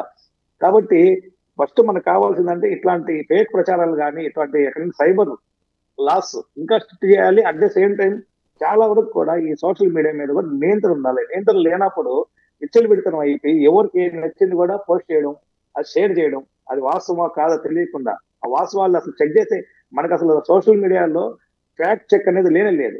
ఎవరికి నచ్చింది వాళ్ళు ఎటువంటి ఏ రకంగా అయినా సరే, వాళ్ళకి ఏమి నచ్చితే ఆ రకంగా, ఎవరి మీదైనా సరే ఏ రకంగా అయినా సరే, అది అసలు ఫేక్ ప్రచారం చేయడానికి ఆ నియంత్రించే వ్యవస్థ లేకపోవడం కూడా దీనికి కారణం అవుతుంది. కాబట్టి అటువంటి వ్యవస్థని గవర్నమెంట్ లో ఇప్పుడు స్టేట్ గవర్నమెంట్ తీసుకురావాలనుకుంటుంది. అది ఎంతవరకు వస్తుంది? ఒకవేళ తీసుకొచ్చిన కొన్ని చట్టాలు ఆపోజిట్ పార్టీలు ఎవరైతే ఉన్నారో, కామన్లు ఎవరుతున్నారో వీళ్ళ మీద యాక్షన్ తీసుకునే రకంగా ఉంటుంది తప్ప, అలా కాకుండా ఎవరు చేసినా, అది సొంత పార్టీనా ప్రతిపక్ష పార్టీనా ఇంకెవరు చేసినా కూడా ఇటువంటి స్ట్రిక్ట్ గా చట్టాలుగా తీసుకొచ్చి ఫ్యాక్ట్ చెక్, ఎవరైనా ఇటువంటి చేస్తారంటే ఎవరు చేస్తారు కరెక్టా కాదా అనేది ఫ్యాక్ట్ చెక్ అనేది ఎక్కడో కాడ కానీ మనకి అది లేకపోతే కనుక ప్రతి ఒక్కరు ఇటువంటి ప్రచారం చేస్తా ఉన్నప్పుడు ఎవరైనా ఇప్పుడు ఫేక్ అంటే ఇప్పుడు మనకి సోషల్ మీడియాలో చూస్తా ఉన్నాం, అన్ని ఏంటంటే ఫేక్ ఐడీలు క్రియేట్ చేస్తారు. కాబట్టి యాక్చువల్ గా ఎవరు పంపించేది ఫేక్ ఐడి నుంచి మనకు వస్తుంది ఇన్ఫర్మేషన్. అట్లా ఫేక్ ఐడీలు క్రియేట్ చేసి ఒక్కొక్కరికి 100 ఐడీలు 50 ఐడీలు ఇట్లా క్రియేట్ చేసుకుని ఫేక్ ఐడీల ద్వారా ఇటువంటి మెసేజ్ పంపించడం జరుగుతూ ఉంటుంది చాలా వరకు. కాబట్టి సైబర్ చట్టాలు స్ట్రాంగ్ చేయడం, సైబర్ డిపార్ట్మెంట్ ని ఇంకా స్ట్రెంథన్ చేయడం. మూడోది వచ్చి ఏదైతే సోషల్ మీడియా మీద అదుపు, కంట్రోల్ అనేది గవర్నమెంట్ ఉండేటట్టుగా, అంటే ప్రభుత్వాలకు ఉండేటట్టుగా చేసే తప్ప ఇటువంటి ఆపే పరిస్థితి ఉండదు. కాబట్టి ఈ దిశగా ప్రభుత్వాలు కూడా ఆలోచించాలని చెప్పి నా మనవి. సపోజ్ మనమే ఉన్నామండి, మనం అలాగా తిరుమల తిరుపతో లేకపోతే ఇలాంటి ప్రదేశాల్లో ఇలాంటి మెయిల్స్ వచ్చినప్పుడు ఒక తెలియకుండానే మనం కూర్చున్నామా, ఇప్పుడు ప్రజెంట్ మనం ఉన్న పరిస్థితులు ఏంది, అభద్రతాభావానికి గురి కావటం, కొద్దిసేపట్లో ఏం జరిగిద్దేమో జరగబోతుందేమో, ముందు మనం బయటపడాలి ఇక్కడి నుంచి అనేటువంటి ఒక అభద్రతాభావం క్రియేట్ చేసినప్పుడు ఆటోమేటిక్గా వెళ్ళటానికి కూడా ఎవరు సాహసించరండి. కాబట్టి అలాంటి తిరుమలకు సంబంధించినటువంటి భక్తులు రోజుకొచ్చి మనం ఎంత చెప్పినప్పటికీ కూడా దాన్ని కలియుగ దేవం ప్రత్యక్ష దేవం అతని ఆశీస్సులు ఉండబట్టి వస్తూ ఉంటారు లక్ష్యం. కాబట్టి ఇలాంటి అభద్రతాభావానికి లోనైనప్పుడు ఎవరైనా ఎక్కగలుగుతారు? ఇప్పుడు సపోజ్ అప్పట్లో దిల్సుఖ్ నగర్ కానివ్వండి, ఇటు గోకుల్ చాట్ సంబంధించినటువంటి కానివ్వండి హైదరాబాద్లో జరిగినప్పుడు అవి చూసాం. అప్పట్లో మనం ఎక్కడన్నా ఒక గోకుల్ చాట్ లాంటివి సంబంధించినటువంటివో లేదా రెస్టారెంట్లకు ఐస్ క్రీమ్ పార్లర్కి వెళ్ళాలంటే కొన్నాళ్ళు ఆ ఇంపాక్ట్ కనబడింది హైదరాబాద్లో. నలుగురు గుమిగూడాలన్నా, నలుగురు గుమిగూడే రెస్టారెంట్లో కూర్చొని తినాలన్నా, ఐస్ క్రీమ్ పార్లర్కి వెళ్ళాలన్నా, చాట్ లాంటి ప్రదేశాలకు వెళ్ళాలన్నా, గుళ్ళకి వెళ్ళాలన్నా ఒక తెలియనటువంటి అభద్రతాభావానికి లోనయ్యారు. కొన్నేళ్లు పనిచేసింది ఆ ఇంపాక్ట్. కాబట్టి అలాంటి ఇంపాక్ట్ తిరుమలలో రావడానికి ఎవరన్నా ప్రయత్నిస్తున్నారా, లేకపోతే తిరుమలకు సంబంధించి ఎందుకు ఈ విధంగా పర్టికులర్గా చేస్తున్నారు? మొత్తం మీద ఒక 2 రోజులు సెర్చ్ చేశారు, దాని గురించి ఫేక్ కాల్స్ అన్నారు, ఆగంతుకులు ఎవరో చేశారన్నారు. మళ్ళీ దానికి సంబంధించి సీరియస్గా తీసుకోవడానికి ఎక్కడ లోపం జరుగుతుందంటారు? నిజంగానే ఇందాక మన పృథ్వీ గారు చెప్పినట్టు ఏమైనా ఇన్ఫర్మేషన్స్ ఉండి దాచిపెట్టి రాష్ట్రంలో శాంతి భద్రతల భంగం వాటిల్తో దీని గురించి పెద్ద దుమారు రేసిద్దని ఆపుతున్నారా, లేకపోతే నిజంగానే పట్టుకోలేకపోయారంటారా? దీన్ని ఒక ఐసోలేటెడ్ సందర్భంగా చూడకూడదు, ఈ క్రమంలో జరుగుతూ ఉన్నాయి గమనించాలి. ఈ మధ్య కాలంలో మనం చూస్తే తరచూ ఇంటానే ఉన్నాం, భద్రతా వైఫల్యం చాలా ఎక్కువగా ఉంది టీడీలో. ఇక్కడ నుంచి మాంసం తీసుకుపోవడం కానీ, మత్తు పానీయాలు తీసుకుపోవడం కానీ, మద్యం సేవించి తిరుమలకి వెళ్ళడం కానీ, ఇవన్నీ కూడా ఎందుకు జరుగుతున్నాయి అంటే నిఘా వ్యవస్థ ఘోరంగా విఫలమవుతుంది. దాని మీద టీడీ ఖచ్చితంగా కేంద్రీకరించాలి, అవసరమైతే స్టాఫ్ రిక్రూట్ చేయాలి. ఇది లేకపోతే తిరుమలకి ఎప్పటికైనా పెను ప్రమాదం వచ్చే అవకాశం ఉంటుంది. ఈ మధ్య కాలంలో మనం రోజు చూస్తున్నాం, మద్యం తాగి తిరుమలకి వెళ్ళి గొడవ చేశారు ఒకళ్ళు. అలాగే మాంసం వెళ్తుంది. ఏదైతే తిరుమలకి వెళ్ళకూడదో అవన్నీ కూడా వెళ్తున్నాయంటే ఇక్కడున్న నిఘా విభాగం ఫెయిల్ అవుతా ఉంది. దీని మీద ఖచ్చితంగా నిఘా విభాగాన్ని స్ట్రెంథన్ చేయాలి. అది స్ట్రాంగ్ గా లేనంత వరకు ఇట్లాంటి వచ్చే అవకాశం ఉంటుంది. రెండవది, తిరుమల ఈరోజు ఆధ్యాత్మిక కేంద్రం అంటే ఓన్లీ మనం ఒక రాష్ట్రానికో లేదంటే ఒక జిల్లాకో కాదు, దేశం మొత్తం మీద, ప్రపంచం మొత్తం మీద ఎవరైతే ఈరోజు వాటికన్ సిటీ తర్వాత 2వ స్థానంలో ఎంతోమంది భక్తులు రావడం కానీ ఎన్ని జరుగుతున్నాయి. కాబట్టి సహజంగా భారతదేశం మీద అంటే పాకిస్తాన్ అవ్వచ్చు, ఇటువంటి టెర్రరిస్ట్ అటాక్ చేయాలనుకున్న వాళ్ళకి కూడా వాళ్ళందరికీ కూడా ఒక కన్ను ఉంటుంది. కాబట్టి ఇక్కడ వీళ్ళు తీసుకునే నిర్ణయాలు అంటే ఫస్టే పసిగట్టి ఏం జరగవచ్చు అనేది ఏ రోజైనా జరగద్ది అనుకోని ప్రతిరోజు అప్రమత్తంగా లేకపోతే ఏదైనా ఒక రోజు జరిగే అవకాశం ఉంటుంది. కాబట్టి నేను మళ్ళీ చెప్తున్నాను, ప్రభుత్వాలు ఈ దిశగా ఆలోచించాలి. ఒక ఫేక్ కాల్ వచ్చిందా రాలేదని కాదు, ఫేక్ కాల్ వచ్చినా కానీ అది జరిగే అవకాశం ఉంటుందని చెప్పి ఆ విధంగా ఏ రోజు వచ్చినా కూడా ఆ సిచ్యువేషన్ ని మనం ఎదుర్కొనే విధంగా ఇక్కడ టీడీలో భద్రతా సిస్టమ్ ఉండాలని చెప్పి నేను కోరుకుంటున్నా. ఎందుకంటే ఒక ఫేక్ కాల్ వచ్చిండొచ్చు. నేను ఇంతకు ముందు చెప్పాను ఫస్ట్ లో కూడా, రాజీవ్ గాంధీ గారు హత్యకు ముందు ఒక కాల్ వచ్చింది, ఇలాగనే కాల్ వచ్చి రాజీవ్ గాంధీ బతుకున్నారా అని ఒక కాల్ వచ్చింది. వీళ్ళు జోక్ అనుకున్నారు, ఎవరు అగంతకుడు చేశాడని పట్టించుకొని లైట్ తీస్తున్నారు. కానీ మరుసటి రోజు జరిగింది ఏంటంటే రాజీవ్ గాంధీ గారు చనిపోవడం జరిగింది. కాబట్టి ఫేక్ కాలా రియల్ కాలా అనేది ఒక పక్క ఛేదిస్తూనే, రెండో పక్క ఎప్పుడు ఎటువంటి సందర్భంలో ఎటువంటి ఈవెంట్ జరిగినప్పటికీ కూడా ఎటువంటి శాంతి భద్రత ఇష్యూ వస్తే తిరుమలలో తట్టుకొని నిలబడే శక్తి, అలాగే గట్టిగా ఎదిరించే శక్తి, ఇట్లా రానికుండా చేసే శక్తి కూడా ఆ విధంగా కూడా ఆ సిస్టమ్స్ అన్ని కూడా డెవలప్ చేసి ఏ రోజైనా జరిగే అవకాశం ఉంటుంది. కాబట్టి ఈ రోజు ఎందుకు జరగకూడదు అని చెప్పి ఆ విధంగా రెడీగా ఉంటే తప్ప ఏ రోజైనా ఇటువంటి జరిగే అవకాశం ఉంటుంది. భారతదేశంలో మతాల మధ్య వైషమ్యాలు పెంచి, మతాల మధ్య వైషమ్యాలు పెంచి, విభేదాలు పెంచి, మతం పేరు మీద కూడా ఈరోజు రాజకీయ పార్టీలు చలిగాల్చుకొని వాళ్ళ ఓట్ల కోసం వాళ్ళు దానికోసం కూడా చేసే పరిస్థితులు ఉన్నాయి. కాబట్టి టీడీ వాళ్ళకి చెప్పేది, నిధులు కొరవలేదు. సెంట్రల్ గవర్నమెంట్ కూడా బాధ్యత ఉంది. కాబట్టి నిఘా వ్యవస్థని పటిష్టం చేయడం, రెండోది ఎటువంటి సంఘటన ఎప్పుడు జరిగినా కూడా ఎదుర్కొనేదానికి కూడా సిద్ధంగా ఉండేటట్టు కూడా అప్రమత్తం చేయడం కూడా చేయాలని చెప్పి నా విజ్ఞప్తి. పృథ్వీ గారు, మనం గత 2 రోజుల క్రితం 3 రోజుల క్రితం విన్నాం, తమిళనాడు సీఎం స్టాలిన్ కానివ్వండి, అక్కడ హీరోయిన్ త్రిష కానివ్వండి, ఇటు పక్క బీజేపీ కార్యాలయం ఇలా విధంగా చాలా బెదిరింపు కాల్స్, బెదిరింపు సంబంధించిన మెయిల్స్ కూడా వచ్చినాయి. దీనికి సంబంధించి ఒక్కసారిగా తమిళనాడు అంతా కూడా ఒక 2 రోజులు అయితే ఉలిక్కి పడింది. ఏదో జరగబోతుంది రాష్ట్రంలో అనేటువంటి వాతావరణం అయితే క్రియేట్ అయింది. ఒక్కళ్ళ కాదు, వరుసగా వచ్చినాయి. హీరో విజయ్ ఇంటికి కూడా దానికి సంబంధించి కూడా ఇలాగే కాల్స్ వచ్చినాయి. ఇలా ఒక్కసారిగా ఉలిక్కి పడినటువంటి వాతావరణం తమిళనాడులో ఉన్న తర్వాత దాని తర్వాత బీజేపీ కార్యాలయం కూడా వచ్చింది. కేంద్ర నిఘా సంస్థలు కూడా దీంట్లో దిగినాయి. తర్వాత 2 రోజుల తర్వాత ఇది ఆగంతుకుని కాలనుకున్నారు. అయినప్పటికీ కూడా ఇటుపక్క సీఎం స్టాలిన్ ఇంటికి, ఇటుపక్క గవర్నర్ కార్యాలయానికి కొంచెం భద్రత పెంచారు. మళ్ళీ ఎక్కడెక్కడో చిన్న చిన్న యాప్ల ద్వారా ఇలా మనీ లాండరింగ్ పాల్పడినటువంటి సందర్భాలు కానివ్వండి, ఇలాంటి కొన్ని యాప్ల ద్వారా మోసం చేస్తూ ఎప్పటికప్పుడు ప్రజల్ని మోసం చేస్తూ ఉన్నటువంటి వాళ్ళని దేశాలు దాటి వెళ్ళిన తర్వాత కూడా పట్టుకొచ్చిన సందర్భాలు ఉన్నాయి. ఈ యాప్ల ద్వారా ఎవరెవరు దీంట్లో ఇన్వాల్వ్ అయ్యారు, ఫేక్ ఐడీలు ఏంది అని.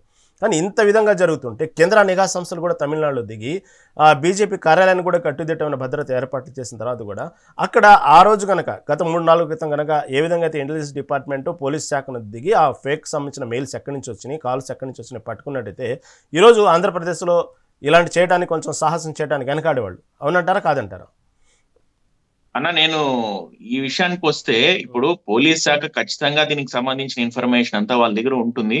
వాళ్ళు ఖచ్చితంగా దీని మీద గట్టిగా వ్యవహరిస్తున్నారు. కానీ మీరు చెప్పినట్టు ఒకే ఒక విషయం ఏంటంటే వాళ్ళకి స్ట్రిక్ట్ గా పనిష్మెంట్ గాని ఇస్తే ఇంకోసారి జరగకుండా ఉంటుంది. కానీ ఇది ఎక్కడి నుంచి వస్తుంది, ఎలా వస్తుంది అనే విషయం ఇంకా బయటికి రాలే కాబట్టి మనం దాని మీద ఎక్కువ చర్చ కూడా చేసుకోలేకపోతున్నాం. అదే విధంగా ఇందాక మన కిషోర్ గారు చెప్పినట్టు టీటీడీలో ఎక్కడ భద్రతా లోపం లేదన్నా. మీరు గమనించినట్లయితే గరుడ సేవకి దాదాపు 5,000 మందితో బందోబస్తు చేశారు.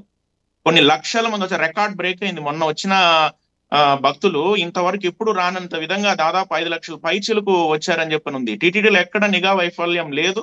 ఎక్కడో 1-2 ఆ వైసీపీ వాళ్ళు వాంటెడ్ గా ఆ మాంసం ఎత్తుకోపోవడమో లేకుంటే నమాజ్ చేయడం వాంటెడ్ గా చేసింది తప్ప వేరే ఎక్కడ కూడా. ఎందుకు 3 IPSలు ఉన్నారు కదన్నా. మనకి తిరుపతి ఎస్పీ ఉన్నారు, పైన అడిషనల్ ఎస్పీ ఉన్నారు, విజిఓ ఉన్నారు, ఏవిఎస్ఓ ఉన్నారు, విజిలెన్స్ డిపార్ట్మెంట్ ఉంది. మల్టిపుల్ డిపార్ట్మెంట్స్ దేవస్థానం మీద పనిచేస్తున్నాయి. నేను ఆ విషయానికైతే నేను అది ఏకీభవించట్లేదు. ఎందుకంటే నిఘా వ్యవస్థ చాలా స్ట్రాంగ్ గా పనిచేస్తుంది టీటీడీ. అలా లేకపోతే ఎప్పుడో దాన్ని ఇది చేసే వాళ్ళు. ఎంతో జాగ్రత్తగా పోలీస్ శాఖ దాన్ని మానిటర్ చేస్తుంది. ఇంకా తమిళనాడు విషయం మీరు చెప్పినట్లయితే అది పోలీస్ దాని మీద రెస్పాన్స్ ఇచ్చే వరకు మనం వేచి చూడాల్సిన అవసరం ఉంది దానికి. మీరు చెప్పినట్టుగానే ఓకే, దాని వరకు వాస్తవమే. తిరుపతిలో నిన్న జరిగిన బ్రహ్మోత్సవాలు కానివ్వండి, గతంలో జరిగిన కొన్ని ఉత్సవాలు కానివ్వండి, తిరుపతికి సంబంధించి పట్టు వస్త్రాలకు సంబంధించిన చంద్రబాబు వెళ్ళినప్పుడు కానివ్వండి, లక్షల మంది జనం ఉన్నప్పుడు కూడా ఎక్కడికక్కడ మానిటరింగ్ చేస్తూ ప్రతి భక్తులకు కావాల్సినటువంటి టైం టు టైం వాళ్ళకి కావాల్సినటువంటి ఆహార పదార్థాలు, పానీయాలు ఇస్తూ చాలా చూసిన వాళ్ళు బ్రహ్మోత్సవాలు ఇంత చక్కగా ఎప్పుడు ఆహ్లాదకరంగా ఎక్కడ ఒక అభద్రతాభావానికి గురి కాకుండా చాలా విశాలంగా చాలా మంచిగా ఎంజాయ్ చేస్తూ ఆధ్యాత్మిక శోభలో మునిగిపోతూ వాస్తవంగా ప్రతిదీ కూడా అనుభవించారు. దాని గురించి 100% కాదంటలేదు. కాకపోతే ఇక్కడ ఒకటి విషయం అండి, ఇక్కడ కేంద్ర దర్యాప్తు సంస్థలు వచ్చేటప్పుడు పృథ్వీ గారు ఈ విధంగా నిఘా సంస్థలు, ఇంటెలిజెన్స్, పోలీస్ వ్యవస్థ ఎక్కడో కొంత ఫెయిల్ అవుతుందో లేకపోతే మీరు చెప్పినట్టు దాని ఇంకా దర్యాప్తు కొనసాగుతుందో అప్పుడే మనం వాళ్ళ మీద చెప్పకూడదు అన్నారు. ఓకే, దానికి పట్టించుకుందాం. గతంలో చూసినటువంటి తెలంగాణ రాష్ట్రంలో జరిగినటువంటి ఫోన్ ట్యాపింగ్ విషయం సంబంధించి బండి సంజయ్ ఫోన్ కూడా ట్యాప్ అయినప్పుడు ఇదే విధంగా రాష్ట్రం ఉన్నటువంటి దర్యాప్తు సంస్థ మీద, సిట్ మీద నమ్మకం లేక బండి సంజయ్ ఇలా కేంద్రం సంబంధించినటువంటి మంత్రిగా ఉన్నారు కాబట్టి ఆయన స్పెషల్గా ఒక దర్యాప్తు సంస్థను తెప్పించుకొని ఆయన ఫోన్ ట్యాపింగ్ ఎవరెవరు చేస్తారు, ఎక్కడ ఎవరెవరు ట్యాపింగ్ ఉంది, ఇవన్నీ చేసి కూడా ఈ రోజు కూడా బయట పెట్టలేదు. దానికి సంబంధించినటువంటి వచ్చి కూడా దర్యాప్తు సంస్థ ఏం చేయకుండా కామ్గా ఉంది. దీన్ని ఎలా చూడాలి అసలు? అంటే ఇక్కడ ఒకటి గమనించవచ్చు కదన్నా, ప్రతిదీ బయటికి రావాల్సిన అవసరం లేకపోవచ్చు కదన్నా. పోలీస్ శాఖ దాని మీద తీసుకోవాల్సిన చర్యలు తీసుకుంటున్నదేమో. మనం ప్రతిదీ దాన్ని న్యూస్ లో రావాలి, అది మళ్ళా మొత్తం బొంబార్డ్ అవ్వాలి, మొత్తం దాన్ని ఒక న్యూసెన్స్ లాగా మళ్ళీ చేయాలని కూడా ఉండొచ్చు కదా. వాళ్ళ మీద యాక్షన్ స్ట్రిక్ట్ గా తీసుకొని ఉన్నారేమో, అది బయటికి రాలేదేమో. ఇలా మనం చర్చించే సిచ్యువేషన్ వాళ్ళు తేలేదేమో పోలీస్ శాఖ. మీరు చెప్పినట్టు బండి సంజయ్ గారికి వచ్చిన అనేక మందికి వస్తున్నాయి. ఇది ఏమైపోయిందంటే ఇప్పుడు ఈ టెక్నాలజీ మీరే ఇందాక అన్నారు ఎంతో అడ్వాన్స్ అయింది టెక్నాలజీ అని. అదే అడ్వాన్స్ టెక్నాలజీని వాళ్ళు కూడా అలానే వాడుతున్నారు. అది ప్రాబ్లం వస్తుంది. ఎలా అయితే పోలీస్ శాఖ వాళ్ళని పట్టడానికి ప్రయత్నిస్తుందో అదే కూడా ఈ ఫేక్ కాల్స్ చేసే వాళ్ళు, ఈ క్రిమినల్స్ లేకుంటే వాళ్ళు ఎవరైతే చేస్తున్నారో వాళ్ళకు కూడా ఇది అంత అలానే యూజ్ అవుతుంది. మీరు ఇప్పుడు కొందరు చూసిన పెద్ద పెద్ద అవార్డ్స్ కూడా వస్తాయి. నాకు తెలిసిన అతను కూడా ఒక అతను, అంటే ఎథికల్ హ్యాకింగ్ అంటారు దాన్ని. ఈ డిపార్ట్మెంట్సే వాళ్ళని హ్యాక్ చేయడానికి తీసుకుంటారు. ఎందుకంటే అవతల వాళ్ళు ఎవరైతే ఈ క్రిమినల్ వీళ్ళు ఉంటారో వాళ్ళ దగ్గర నుంచి ఇన్ఫర్మేషన్ తీసుకునేదానికి పోలీస్ శాఖ కూడా హ్యాకర్స్ ని పిలిపించుకుంటుంది. ఎథికల్ హ్యాకింగ్ అంటారు దాని. అంటే వాళ్ళకి పర్మిషన్స్ ఉంటాయి. అలా ఏమైపోతుందంటే ఎవరైనా కూడా క్రాక్ చేసే విధంగా తయారైపోయినారు బయట యంగ్స్టర్స్. మీరు ఎక్కువ శాతం 25-26 ఏళ్ళు వీళ్ళే ఎక్కువ ఉంటారు దాంట్లో. దానికి సంబంధించి దాన్ని కొంచెం కాన్ఫిడెన్షియల్ గా పెట్టాల్సిన విషయాలు ఏమైనా ఉన్నాయనైనా పోలీస్ శాఖ ఉండొచ్చేమో కదా, ఎందుకు ప్రతి దాన్ని బయటికి తీసుకెళ్ళి దాన్ని మళ్ళీ ఒక చర్చ రేపెట్టడం అని ఉండొచ్చు కదా, అట్లేమన్నా ఉండొచ్చు కదా. ఈ నెల 6వ తారీఖున సీఎం చంద్రబాబు తిరుపతి పర్యటన ఉంది. ఈ నేపథ్యంలో తిరుపతి పర్యటనకు ముందు ఈ విధంగా బాంబు బెదిరింపు రావటం వెనక ఒక్కసారిగా మళ్ళీ స్క్వాడ్ అలర్ట్ అయింది. ఎక్కడికక్కడ క్షుణ్ణంగా పరిశీలిస్తున్నారు. ఎందుకంటే కరెక్ట్గా 22 సంవత్సరాల క్రితం ఇదే సందర్భం, ఇదే బ్రహ్మోత్సవాలు, అప్పుడు ఇదే సీఎం చంద్రబాబు వెళ్ళినప్పుడు మనం చూసాం అలిపిరి దగ్గర ఏం జరిగిందనేది. అప్పట్లో ఇంత ఇంటెలిజెన్స్ వ్యవస్థ భద్రత గట్టిగా లేకపోవచ్చు, అంటే ఇంత టెక్నాలజీ లేకపోవచ్చు, ఇంటెలిజెన్స్ వ్యవస్థ గట్టిగానే ఉంది. అప్పట్లో వాడినటువంటి మైండ్ లైనింగ్ కానివ్వండి, అది కొత్త నక్సలైట్లకి. ఇటుపక్క భారీ సెక్యూరిటీతో ఉన్నటువంటి చంద్రబాబు, ఒక పక్క బుల్లెట్ ప్రూఫ్ వాహనం కూడా మనం చూసాం ఏమైంది అలిపిరి సంఘటన సంబంధించి. కాబట్టి గతంలో ఉన్న అనుభవాల దృష్ట్యా కానివ్వండి, ఇటుపక్క ఇప్పుడు వచ్చినటువంటి మెయిల్స్ సంబంధించినటువంటి కానివ్వండి చూసుకుంటే రేపు 6వ తారీఖు సీఎం చంద్రబాబు పటిష్ట బందోబస్తు ఉంది. దానికి సంబంధించి వెళ్లే క్రమంలో అక్కడ మొత్తం క్షుణ్ణంగా తనిఖీలు చేస్తున్నారు. ఇదిలా ఉంటే ఒక పక్క ప్రతిపక్ష నాయకుడు జగన్ కూడా ఇదే విధంగా బాంబు బెదిరింపు కాల్సి వచ్చినాయి, బాంబు బెదిరింపు మెయిల్స్ వచ్చినాయి అంటున్నారు. దీన్ని ఎలా చూడాలి? అదే నా చెప్తున్నా కదా, వీళ్ళకి ఏమైపోయిందంటే ఆ ఫేక్ కాల్స్ చేసే వాళ్ళు నాకు తెలిసి నేను అనుకోవడము, ఈ సిమ్ ఎక్కడో ఏదో స్టేట్ లో ఉంటుంది, వాడొక దగ్గర ఉంటాడు, దాని మీద లోతుగా దర్యాప్తు చేస్తే తప్ప అది బయటికి రాదు. దాని మీద పోలీస్ శాఖ చేస్తున్నారనేది నా నమ్మకం. దాని మీద చేసి వాళ్ళని గట్టిగానే ఇది చేస్తున్నట్టున్నారనేది నా వర్షన్ అంటాను నేను. ఓకే కిషోర్ గారు, మన దగ్గర అసలు సైబర్ నేరాలకు సంబంధించి కానీ సోషల్ మీడియాకి సంబంధించి కానీ నియంత్రించేదానికి ఎటువంటి మెకానిజం లేదు. ఆ నియంత్రణ లేకపోవడం ద్వారానే ఇవన్నీ జరుగుతున్నాయని నా ఉద్దేశం. ఏ పోస్ట్ అని పెట్టచ్చు, ఎవరు దేని పంపించచ్చు, ఎటువంటి నియంత్రించే అవకాశం లేదు కదా. సో చట్టాలు చేయాల్సిన అవసరం ఉంది. సోషల్ మీడియాని కూడా ఫ్యాక్ట్ చెక్ చేస్తే దాని తర్వాతే అది బయటకు వచ్చే విధంగా కూడా ఆ విధంగా కూడా ఒక సంస్థలు పెట్టాలి. ఆ ఫ్యాక్ట్ చెక్ చేసినాకనే పంపించాలి. ఎక్కడి నుంచి ఎవరు పంపిస్తున్నాడు అనే దాన్ని చూడడానికి కూడా ఒక సైబర్ క్రైమ్ లో ఒక బ్రాంచ్ పెట్టాలి. సోషల్ మీడియాకి సంబంధించి పెట్టి అసలు ఎవరు పోస్ట్ చేస్తున్నారు, ఎక్కడ పోస్ట్ చేస్తున్నారు, అది ఫ్యాక్టా కాదా, పంపించేవాడు ఐడి జినేనా కాదా, అటువంటి ఫ్యాక్ట్ చెక్ చేయకుండా ఉన్నప్పుడు ఏంటంటే ఇటువంటి ఫేక్ ప్రచారాలు కానీ ఫేక్ కాల్స్ కానీ ఇవన్నీ కూడా వచ్చే అవకాశం ఉంటుంది. కాబట్టి ప్రభుత్వం ఈ విధంగా చేస్తే తప్ప దీన్ని అరికట్టే అవకాశం ఉండదు. లేదంటే ఎవరు పంపిస్తే ఒక్క వాళ్ళకి ఒక 50-100 ఐడీలు ఉంటాయి, ఫేక్ ఐడీలు. ఫేక్ ఐడీల నుంచి ఏదైనా ప్రచారం చేస్తారు. ఆ ఫేక్ ఐడీని పట్టుకోవడం కష్టమవుతుంది ప్రభుత్వానికి. కాబట్టి ఆధార్ లింక్ చేయాలి. ఈ మధ్య చర్చ జరుగుతూ ఉంది. ఏదైనా ఫేస్బుక్ లో కానీ ట్విట్టర్ లో కానీ ఇటువంటి వాటిల్లో ఐడి క్రియేట్ చేయాలంటే దాన్ని ఆధార్ లింక్ చేయాలని. సో ఆధార్ లింక్ చేసినప్పుడు ఏమవుతుందంటే ఎవరు చేస్తున్నారు, ఇది ఫేక్ ఐడీనే ఒరిజినల్ ఐడి తెలిసిపోతుంది. ఈ విధంగా మెకానిజం ఉంటే తప్ప ఎవరు ఫోన్ చేస్తున్నారు, లేదా ఎవరు పోస్ట్ చేస్తున్నారు, ఎవరు మెయిల్ పెడుతున్నారు అని కనుక్కోవడం కష్టంగా ఉంటుంది. కాబట్టి అది నేషనల్ గా ఇంటర్నేషనల్ వచ్చే వాటిని కూడా ప్రతిదానికి కూడా మన ఫ్యాక్ట్ చెక్ ఎవరైతే పెడుతున్నారో ఐడి కరెక్టా కాదా అనేది ఆ ఫ్యాక్ట్ చెక్ ఒక మెకానిజం తీసుకొని రాకపోతే ఇటువంటి ప్రచారాలు జరుగుతూనే ఉంటాయి, ఇటువంటి కాల్స్ వస్తూనే ఉంటాయి.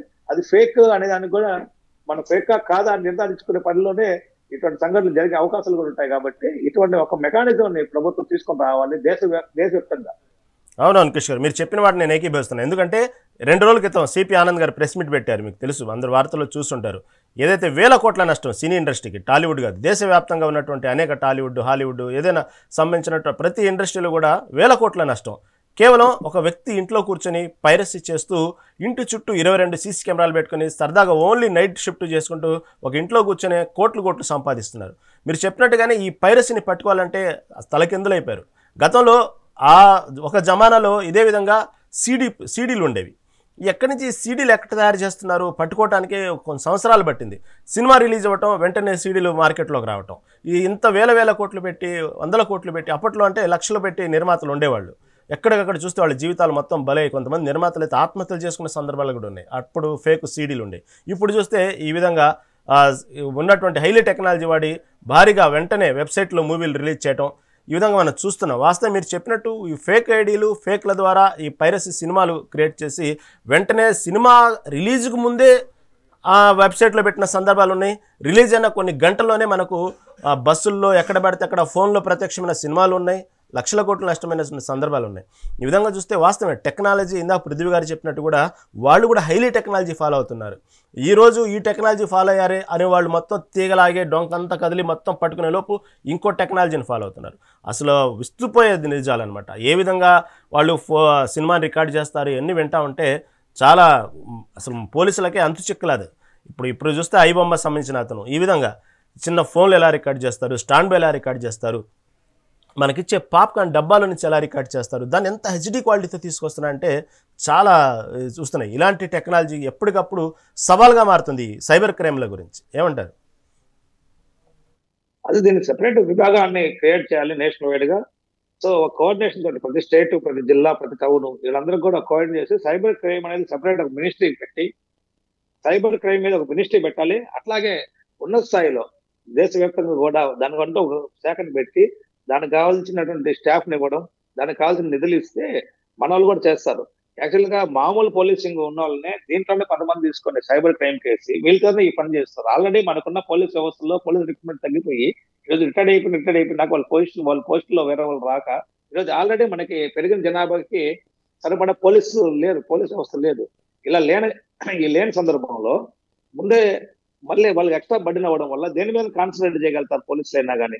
కాబట్టి దీనికంటూ ఒక ట్రైనింగ్ సెంటర్లు ట్రైన్ చేసి సైబర్ క్రైమ్ సెపరేట్ గా పెట్టి దానికి ఒక మినిస్ట్రీ పెట్టి ఆ విధంగా దేశం మొత్తం మీద చేసుకొని వస్తే ఆ విధంగా ప్రయత్నం చేస్తే తప్ప దీన్ని అరికట్టడం సాధ్యం కాదు. కాబట్టి ఆ విధంగా ప్రయత్నం చేయాలి. లేకుంటే ఉన్న కిషోర్ గారు దేశం మొత్తంలో చూసుకుంటే వాస్తవంగా హైదరాబాద్ పోలీసులకి హ్యాట్స్ ఆఫ్ చెప్పాలి ఈ విషయంలో. ఎందుకంటే వాళ్ళు క్రియేట్ చేసినటువంటి ఏదైతే రికార్డ్ చేశారో ఆ సినిమాకి సంబంధించినటువంటి ఒక ఐడి, దానికి సంబంధించినటువంటి ఒక ప్రూఫ్, ఒక రికార్డ్ అవ్వటం వల్ల ఇది ఏ థియేటర్లో రికార్డ్ అయింది, ఈ సినిమాని ఏ సమయంలో రికార్డ్ అయింది, ఆ బుకింగ్ ఎవరున్నారు మొత్తం పసిగట్టి తీగలాగితే మొత్తం పట్టుకున్నారు. దానికి మాత్రం హైదరాబాద్ పోలీసులు మాత్రం ఇప్పటి వరకు దేశంలో ఎవరు పట్టుకోలేకపోయారు. ఎప్పటికప్పుడు సినిమా హెచ్డి క్వాలిటీలో వచ్చేస్తుంది, మా సినిమా లీక్ అయిపోయింది ఇలా బాధపడుతూ కూర్చుంటున్నారే కానీ ఎప్పటికప్పుడు కంప్లైంట్లు ఇస్తున్నారు కానీ దానికి సంబంధించి సరైనటువంటి ఎక్కడ పట్టుకోలేకపోతున్నారు. ఆ విషయంలో మాత్రం హైదరాబాద్ పోలీసులు మాత్రం హ్యాట్స్ ఆఫ్ చెప్పాల్సిందే. దాన్ని పట్టుకున్న విషయం, ఎక్కడ పట్టుకున్నారు, ఏ విధంగా పట్టుకున్నారు మొత్తం కూడా చాలా ఇంటెలిజెన్స్గా వాళ్ళు వాడినటువంటి వాళ్ళు వాడిన టెక్నాలజీ ఏదైతే ఉందో అది సక్సెస్ అయిందని అనుకోవాలి హైదరాబాద్ పోలీసులు. ఆ విషయంలో మాత్రం హ్యాట్స్ ఆఫ్ చెప్పాల్సిందే. ఓకే, తర్వాత పృథ్వీ గారు ఇప్పుడు ఆంధ్రప్రదేశ్ సంబంధించినటువంటి సీఎం చంద్రబాబు కానివ్వండి, ప్రతిపక్ష నేత జగన్మోహన్ రెడ్డి కానివ్వండి, తిరుమల తిరుపతి కానివ్వండి, ఈ వచ్చినటువంటి ఫేక్ మెయిల్స్ చూస్తే హోలీ ఇస్లామిక్ ఫ్రైడే బ్లాస్ట్ అనే పేరుతో పెళ్ళిళ్లకు భారీ ప్లాన్ అయినటువంటి ఈఐడి ద్వారా వచ్చిందనేటువంటి ఒక వార్త వస్తూ ఉంది. దీన్ని మనం అంటే వేరేగా అనుకోవద్దు, కేవలం ఇస్లామిక్ సంబంధించినటువంటి వాటికి ఇలా చేయాలనేటువంటి కావాలనేటువంటి కుట్ర కూడా జరిగి ఉండొచ్చు కదా. ఈ విధంగా చేస్తే ఈ విధంగా పబ్లిసిటీ అయిద్దనో లేకపోతే దాని వెనక ఈ విధంగా ఇది కూడా ఫేక్ ప్లాన్ అయి ఉండొచ్చు, నిజం కూడా అయి ఉండొచ్చు కదా. ఏమంటారు అన్న? అదే నేను చెప్తున్నాను, మనకి ఎంతసేపు కూడా టార్గెట్ హిందూయిజం పైనే ఉంది కానీ వేరే దేని మీద లేదు. మీరు గమనించి చూడండి, ఎంతసేపు హిందూ దేవాలయాలు, హిందూయిజము, హిందూ మనోభావాలు వీటిని టార్గెట్ గా పెట్టుకొని సోషల్ మీడియా కావచ్చు, ఫేక్ కాల్స్ కావచ్చు, ఏదైనా కూడా తిరుగుతుంది. వేరేది ఎక్కడన్నా తిరిగే ఇది ఉందా? మీరు చూడండి ఒక్కసారి కానీ మీరు ఏదన్నా ముస్లింకి సంబంధించి కానీ క్రిస్టియన్కి సంబంధించి కానీ ఏదన్నా వ్యతిరేకంగా పోస్ట్ అయిన వీడియోలు కానీ ఎక్కడన్నా ఉందా? ఎందుకంటే అక్కడ ఏంటంటే ప్రజల్లోనే వాళ్ళు యూనిటీ అలా ఉంటది. ఏదైనా ఒక చిన్నది జరిగిందంటే వాళ్ళే బయట వచ్చేస్తారు. మనదేంటంటే నేను అది అనకూడదు, తప్పవచ్చు కానీ మన వాళ్ళు పెద్దగా దాన్ని సీరియస్ గా తీసుకోరని నా అభిప్రాయం. హిందువులు ఏదో ఎవరో చేస్తారని అనుకుంటారు, వాళ్ళు అలా ఉండరు, చాలా సీరియస్ గా తీసుకుంటారు. వదిలితే ప్రతి స్టేషన్ లో పోయి కంప్లైంట్ పెడతారు. ఇండియా వైడ్ ఏదైనా ఒకటి జరిగిందంటే ప్రతి పోలీస్ స్టేషన్ వాళ్ళపై ఎఫ్ఐఆర్ ఫైల్ చేసే అంత యూనిటీ ఉంటది. హిందూ మనోభావాలతో ఆడుకోవాలనే ఒక ఉద్దేశం తప్ప వేరేది ఏమీ లేదని చెప్పేదే నా అభిప్రాయం. మళ్ళీ సోషల్ మీడియాకి వస్తే అన్న, ఇక్కడ సోషల్ మీడియాలో నెగిటివ్ పాజిటివ్ రెండు ఉన్నాయి. మీరు పాజిటివ్ గా తీసుకున్నట్లయితే ఒకసారి మీరు 20 ఏళ్ళ ముందు వెళ్ళండి అన్న చరిత్ర, ఒకసారి 30 ఏళ్ళ ముందు ఫ్యాక్షనిజం ఎలా ఉండేది, అసలు రాజకీయాలు ఎంత ఘోరంగా ఉండేటో మీకు తెలిసిన విషయమే.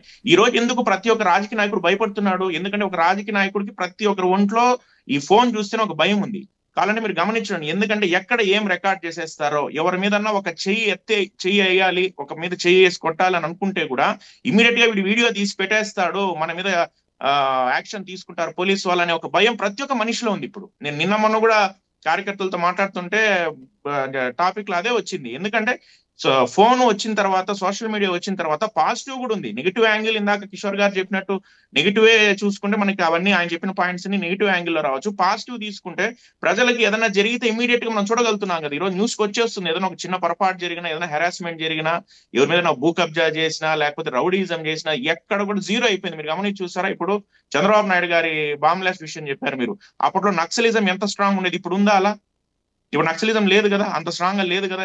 దాని తర్వాత ఎక్కడ జరిగింది చెప్పండి? దానికి ఇదే కారణమే, ఇవే ఈ సోషల్ మీడియా కావచ్చు, ఈ నెట్ మన ఇది టెక్నాలజీ కావచ్చు, వీటి వల్ల వచ్చిన అడ్వాంటేజెస్ మనం ఈ రోజు ఎంజాయ్ చేస్తున్నాం. కానీ నెగిటివ్స్ అనేది అరికట్టడానికి చెప్పినట్టు ఆధార్ లింక్ చేయడం అదొక మంచి ఐడియానే. ఆధార్ లింక్ చేస్తే పోలీస్ వాళ్ళకి ట్రేస్ చేయడానికి కొద్దిగా ఈజీగా ఉంటుంది. దాని మీద పోలీస్ కూడా ఒకసారి ఆలోచించవచ్చు. మళ్ళీ సైబర్ క్రైమ్ ఆల్రెడీ ఉంది కదా. నా సైబర్ క్రైమ్ అనేది మనకి కొన్నేళ్ళుగా ఆల్రెడీ సపరేట్ స్టేషన్స్ ఉన్నాయి, దానికంటే ఒక సపరేట్ వింగ్ ఉంది.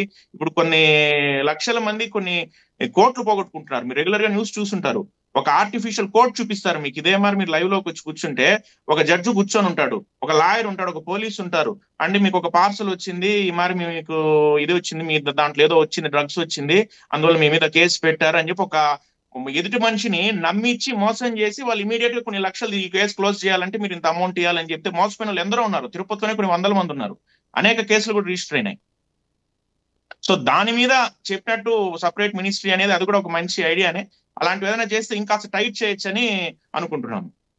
ఇక్కడ ఒకటండి పృథ్వీ గారు, ఇందాక కిషోర్ గారు చెప్పినట్టు ఈ మతాల మధ్య చిచ్చు పెట్టడానికి కూడా ఇలాంటి కొన్ని కారణం వచ్చు కదా. ఎందుకంటే మెయిల్స్ పెట్టిన వాళ్ళు కావాలని దీని ద్వారా హెచ్చరిస్తున్నాము, ఏదైతే హోలీ ఇస్లామిక్ ఫ్రైడే బ్లాస్ట్ ద్వారా ఈ మెయిల్స్ పంపిస్తున్నాము, హెచ్చరిస్తున్నాము, ఇవి కూడా ఎక్కడో కొంత డిస్టర్బెన్స్ క్రియేట్ చేయడానికి కూడా అవ్వచ్చు కదా. శాంతి భద్రతల భంగం వాటిల్లటానికి కూడా రాష్ట్రంలో ఇప్పుడైతే ప్రశాంతంగా కూటమి ప్రభుత్వం ఎక్కడికెక్కడ అమరావతి కానివ్వండి, రాష్ట్ర రాజధాని కానివ్వండి, దేశంలోనే బాగా రాష్ట్ర రాజధాని వైపు చూడాలి అనే విధంగా భారీ స్థాయిలో ఉన్నటువంటి పెట్టుబడులు తీసుకురావటం కానీ ఈ విధంగా జరుగుతున్న క్రమంలో ఇటుపక్క విదేశీయులు పెట్టుబడులు ఆకర్షించడానికి ఒక పక్క నారాయణ, ఒక పక్క సంబంధించిన లోకేష్ ఈ విధంగా తిరుగుతున్న క్రమంలో ఇలాంటి ఫేక్ మెయిల్స్ కూడా దాని ప్రభావం ఉండొచ్చు కదా. ఇలాంటి క్రియేట్ చేయడం, మతాల మధ్య చిచ్చు పెట్టడం, ఏదో ఆంధ్రప్రదేశ్లో ఒక అభద్రతా భావాన్ని క్రియేట్ చేయడం, ఇలాంటి కూడా జరగటానికి ఆస్కారం ఉంది కదా పృథ్వీ గారు. 100% మీరు చెప్పింది 100% కరెక్ట్ అన్న. కావాలని కూడా అదే నేను అనుకోవడం కూడా అదే, వాంటెడ్ గా దీన్ని పదే చేసి ఏదో ఒకటి బురద జల్లి ఒక భయం క్రియేట్ చేయాలి, మనుషుల్లో ఒక భయం క్రియేట్ చేసి ఏదో జరిగిపోతా ఉంది, ఏదో అయిపోతా ఉంది అని చెప్పి దానికి ఒక టైం ఫ్రేమ్ లాగా పెట్టుకుని వీళ్ళు ఇలా కాల్స్ చేసుకుంటూ పోవడం తప్ప వేరే ఉద్దేశం ఏం లేదు. మనకి ఆంధ్ర రాష్ట్రం కావచ్చు, దేశం కావచ్చు, మనము ఎంతో స్పీడ్ గా మనం పోతున్నాం. అంతెందుకన్నా ఇప్పుడు అమెరికా మన ట్రంప్ విషయం మనం చూస్తున్నాం, ఎన్ని ఇబ్బందులు వచ్చినాయి మధ్యలో, అయినా కూడా మనం తట్టుకొని నిలబడుతున్నాం. అంటే భారతదేశం ఎంత డెవలప్ అయిందనే విషయం మనం గమనించాల్సిన అవసరం ఉంది. ఒకప్పుడు మనం కంప్లీట్ గా వాళ్ళ మీద డిపెండ్ అయ్యే రోజులు కూడా ఉన్నాయి కొన్ని దశాబ్దాల క్రితం. కానీ ఇప్పుడు అలా లేదు. మనం సెల్ఫ్ గా సర్వైవ్ అయ్యే విధంగా మనము పోరాడుతున్నాము. దీంట్లో అనేక దేశాలు కూడా మనకి యాంటీగా పనిచేసే ప్రమాదం కూడా ఉంది. అది కూడా కొద్దిగా గమనించాల్సిన విషయం ఉంది. పాకిస్తాన్ కవ్వింపు చర్య మనం చూసాం కదా, ఆపరేషన్ సింధూర్ మనం చూసాము, ఎంత దుస్సాహసానికి వాళ్ళు పాల్పడ్డారనేది మనం ఆ కంటితో అందరూ చూసాము. ఎంత ఘోరంగా వాళ్ళు ఆడవాళ్ళని సైతం చూడకుండా చేశారు. కాబట్టి అటువంటి దాన్ని బేస్ చేసుకొని ఈ మతం మీద టార్గెట్ పెట్టుకొని చేయడం తప్ప వేరే ఉద్దేశం ఏం లేదు వాళ్ళకి. ఇప్పుడు చూడండి, ఇప్పుడు చూస్తే ఆంధ్రప్రదేశ్ సంబంధించి వచ్చేటప్పటికి ఇటు హోలీ ఇస్లామిక్ ఫ్రైడే బ్లాస్ట్ అంటూ ఒక మెయిల్స్, ఇటుపక్క తమిళనాడు ఎవరైతే స్టాలిను లేకపోతే త్రిష వీళ్ళకి సంబంధించినటువంటి బీజేపీ కార్యాలయం కానివ్వండి, గవర్నర్ భవనం కానివ్వండి, విజయ్ కానీ ఇటు పంపినటువంటి చూస్తే మెయిల్స్ చూస్తే అప్పట్లో ఉన్నటువంటి ఇది తమిళనాడు తిరువళ్ళూరు కేంద్రంగా వచ్చినాయి ఈ మెయిల్స్ అన్నీ కూడా. ఐఎస్ఐ, మాజీ ఎల్టీటీఈ, ఈ మిలిటెంట్లు కలిసి మొత్తం కుట్ర పనినట్టు ఒక బెదిరింపు మెయిల్స్.